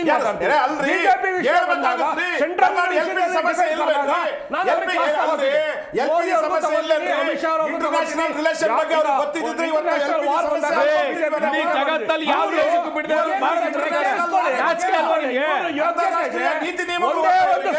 ಸರಿ ಮಾಡಕ್ಕಾಗಿಲ್ಲ. ಯಾವುದೇ ಒಂದು ನೋಡಿ ಮೇಡಮ್, ಯಾವುದೇ ಡಿಪಾರ್ಟ್ಮೆಂಟ್ ಅಲ್ಲಿ ಒಂದು ಸರ್ವರ್ಗಳು ನ್ಯಾಯ ವರ್ಕ್ ಆಗಲ್ಲ. ಇಂಡಿಯಾಗೆ IT hub Karnataka and Bengaluru. ನಮ್ಮ ರಾಜ್ಯದಲ್ಲೇ ನಿಮ್ಮ ಸರ್ವರ್ಗಳನ್ನ ಮೇಂಟೈನ್ ಮಾಡಕ್ ಆಗಲ್ಲ ಅಂದ್ರೆ ಸಬ್ ರಿಜಿಸ್ಟರ್ ಆಫೀಸ್ ರಾತ್ರಿ 11 ಗಂಟೆ ಕೆಲಸ ಮಾಡ್ತಾರೆ. ತುಂಬಾ ಚೆನ್ನಾಗಿ ಒಳ್ಳೆ ಆಡಳಿತ ಕೊಟ್ಟಿದ್ದೀವಿ ನಾವು.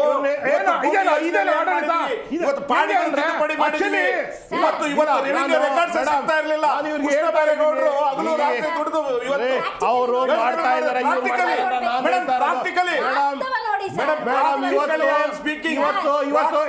ಕಂಪ್ಲೇಂಟ್ ಮಾಡ್ತೀನಿ ಮೇಡಮ್. ಇವ್ರು ಏನ್ ಗೊತ್ತಾ, ಎಲ್ಲಾದ್ರು ಬೆಲೆ ಏರಿಕೆ ಮಾಡಿ ಮಾಡಿ ಮಾಡಿ ಯೋಜನೆಗಳು ಕೊಡ್ತಾ ಅಂದ್ರೆ ಹೊಡೆದು ಹದ್ದುಗೆ ಹಾಕೋ ಅನ್ನೋ ಪರಿಸ್ಥಿತಿ ಆದ್ರೆ ಒಪ್ಪಳಕ್ಕೆ ರೆಡಿ ಇಲ್ಲ ಇವರು. ಇದನ್ನೇ ಕಾಪಿ ಮಾಡ್ಕೊಂಡು ಇವರು ಬಿಜೆಪಿ ಅವರು ರಾಷ್ಟ್ರದಾದ್ಯಂತ ಮಾಡಿದ್ದಾರೆ. ಅದನ್ನ ಬೇರೆ ಬೇರೆ ರಾಜ್ಯದಲ್ಲಿ ಅದು ಬೇರೆ ಸಮಯದಲ್ಲಿ ನಾನು ಮಾತಾಡ್ತೀನಿ. ಇವಾಗ ನಾವು ಕರ್ನಾಟಕದ ವಿಷಯ ಮಾತಾಡ್ತಿರೋದ್ರಿಂದ ಇವರು ಅದರಿಂದ ತಪ್ಪನ ಅರಿವು ಮಾಡಿಕೊಂಡು ಯೋಜನೆಗಳು ಯಾವ್ದು ಕೊಡಕ್ಕಾಗುತ್ತೋ ಅದನ್ನ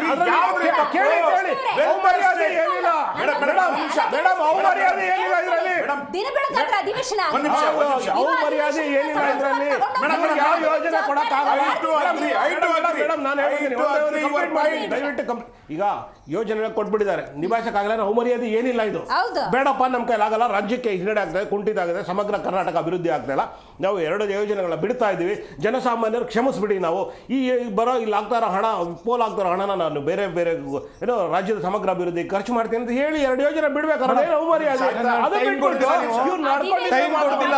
ಅಧಿವೇಶನ ದಿನ ಬೆಳಗಾದ್ರೆ ಆಗಲ್ಲ. ಆಗೋ ಅಧಿವೇಶನದಲ್ಲಿ ಸಮಗ್ರವಾಗಿ ಜನಸಾಮಾನ್ಯರ ಚರ್ಚೆಗಳಾಗಬೇಕು, ಪ್ರಶ್ನೆಗಳಿಗೆ ಉತ್ತರ ಸಿಗ್ಬೇಕು. ಅದಾಗಿಲ್ಲ. ಅದಕ್ಕೆ ಹೊಣೆಗಾರಿಕರು ನೀವೇ. ಅಧಿಕಾರಿಗಳ ಮೇಲೆ ಮತ್ತೆ ಗೂಬೆ ಕೂರಿಸಿದ್ರೆ ಯಾರು ಒಪ್ಕೊಳ್ಳಲ್ಲ. ಕ್ವಿಕ್ ಆಗಿ ಹೇಳಿ, ಒಂದೇ ನಿಮಿಷ. ನೋಡಿ ಮೇಡಮ್, ನಾವು ಈ ರಾಜ್ಯದಲ್ಲಿ ತಾವು ಹೇಳಿದ್ರಿ ಖಂಡಿತವಾಗೂ ಆ ಸಂವಿಧಾನಿಕ ಹುದ್ದೆ ಏನಿದೆ, ಆ ಗೌರವ ಏನಿದೆ, ಅಲ್ಲಿ ಪ್ರಶ್ನೆಗಳು ಎಲ್ಲ ಸದಸ್ಯರ, ಒಂದು ಪಕ್ಷ ಅಂತಲ್ಲ, ಇವತ್ತು ಕಾಂಗ್ರೆಸ್ಸು, BJP ಯಾವ ಪಕ್ಷಗಳು ಸದಸ್ಯರು ಕೇಳಿದ್ರು ಅಲ್ಲಿ ಉತ್ತರ ಕೊಡಬೇಕು. ಅದನ್ನು ನಾವು ಒಪ್ಕೊಳ್ತೀವಿ. ಇವತ್ತಾಗಿರ್ತಕ್ಕಂಥ ಏನು ಅದೊಂದು ಏನು ಅಧಿಕಾರಿಗಳು ಇದೆ, ಸೊ ಅದು ನೀವು ಮುಂದಿನ ದಿನಗಳಲ್ಲಿ ಕೊಡ್ತೀವಿ ಅಂತ ಹೇಳಿದ್ವಿ. ಈ ರೀತಿ ಯಾವ ರೀತಿ ಯಾವಾಗೂ ಕೂಡ ಆಗಲ್ಲ. ಒಂದು. ಎರಡನೇದು ಏನಂದರೆ ಇವರು ವಿರೋಧ ಪಕ್ಷಗಳು ಕೂಡ ನಮ್ಮನ್ನು ನಾವೇನು ಕಲ್ಯಾಣ ರಾಷ್ಟ್ರ ಮಾಡಕೊಟ್ಟಿದ್ವಿ, ಏನು ಕಲ್ಯಾಣ ವೆಲ್ಫೇರ್ ಸ್ಕೀಮ್ಗಳನ್ನು ಮಾಡಿ ಈ ಒಂದು ರಾಜ್ಯದ ಒಂದು ಮುನ್ನುಡಿ ತಪ್ಪು. ದೇಶದಲ್ಲಿ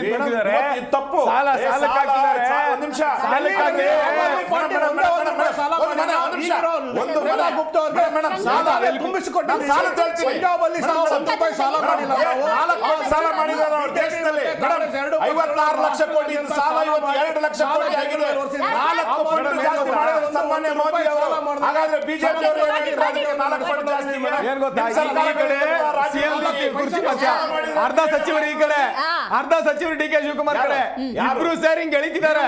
ಕರ್ನಾಟಕ ರಾಜ್ಯ ಒಂದು ಗುಂಪು ಡೆವಲಪ್ಮೆಂಟ್ಸ್ ಇಲ್ಲ, ವಿದ್ಯಾರ್ಥಿಗಳಿಗೆ ಉದ್ಯೋಗ ಇಲ್ಲ, ರಸ್ತೆ ಇಲ್ಲ, ನೀರಿಲ್ಲ, ಎಲ್ಲ ಜಾಸ್ತಿ ಜಾಸ್ತಿ ಜಾಸ್ತಿ. ಮುಂದಿನ ಚುನಾವಣೆ ನಿಮಗೆ ಯುವಕರು ಅಬಕಾರಿ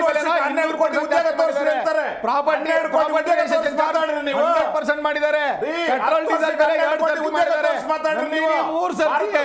ಇವರು ಉಸಿರಾಡ ಗಾಳಿಗೂ ನಾಳೆ ಟ್ಯಾಕ್ಸ್ ಹಾಕುತ್ತೆ ಕಾಂಗ್ರೆಸ್. ಹುಷಾರಾಗಿರ್ಬೇಕು ಕರ್ನಾಟಕ. ನಾವು ಏನ್ ಹೇಳ್ತಾ ಇದ್ದೀನಿ ಮೇಡಮ್, ಎಲ್ಲ ಅಭಿವೃದ್ಧಿ ಮಾಡಿ. ಈಗ ನೋಡಿ, AAP 10 ವರ್ಷದಲ್ಲಿ ಒಂದೇ ₹1 ಸಾಲ ಮಾಡಿದ್ರೆ ಬೇಕಾಗಿರೋ ರೆಕಾರ್ಡ್ ಕೇಳಿ. ಪಂಜಾಬ್ ಅಲ್ಲಿ ನಾವು ಟೋಲ್ ನ ಫ್ರೀ ಮಾಡಿದೀವಿ. ಇನ್ನು 10 ಹಾಸ್ಪಿಟಲ್ ನಾವು 10 ಲಕ್ಷ ರೂಪಾಯಿವರೆಗೂ ಒಬ್ಬೊಬ್ಬರಿಗೆ ಎಜುಕೇಶನ್ ಹೆಲ್ತ್ ಸ್ಕೀಮ್. ಪಂಜಾಬ್ ಪರಿಸ್ಥಿತಿ ಏನಿದೆ ಸರ್? ಪರಿಸ್ಥಿತಿ ಏನಿದೆ? ಡ್ರಗ್ಸ್ ನ ಕಂಟ್ರೋಲ್ ಮಾಡಿದೀವಿ. ನೀವು ಬೇಕಾದ್ರೆ ಇದನ್ನ ಅವ್ರ ಪಾಠ ತಗೋಬಹುದು.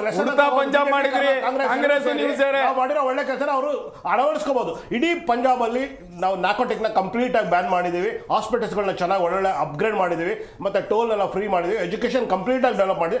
ಆದ್ರೆ ಇದುವರೆಗೂ ಒಂದೇ ಒಂದು ಪೈಸಾ ಸಾಲ ಮಾಡಿಲ್ಲ ಮೇಡಮ್. 2 ಪಂಜಾಬ್ ಮತ್ತೆ ಡೆಲ್ಲಿ ಮಾಡಿದ್ದಾರೆ, ಸಾಲ ಮಾಡಿದ್ದಾರೆ, ಮಾಡ್ಕೋಬಹುದು. ಆದ್ರೆ ಇವರು ಏನೋ ಸುಮ್ಮನೆ ಅವ್ರ ಭುಜ ಅವ್ರು ತಡ್ಕೋತಾ ಇದ್ರೆ ಇದು ತಪ್ಪು. ಶಂಕರ್ ಅವರು, ರವೀಶ್ ಅವರು ಕಾರ್ಯಕ್ರಮದಲ್ಲಿ ಭಾಗಿಯಾಗಿದ್ದಕ್ಕಾಗಿ ಧನ್ಯವಾದಗಳು.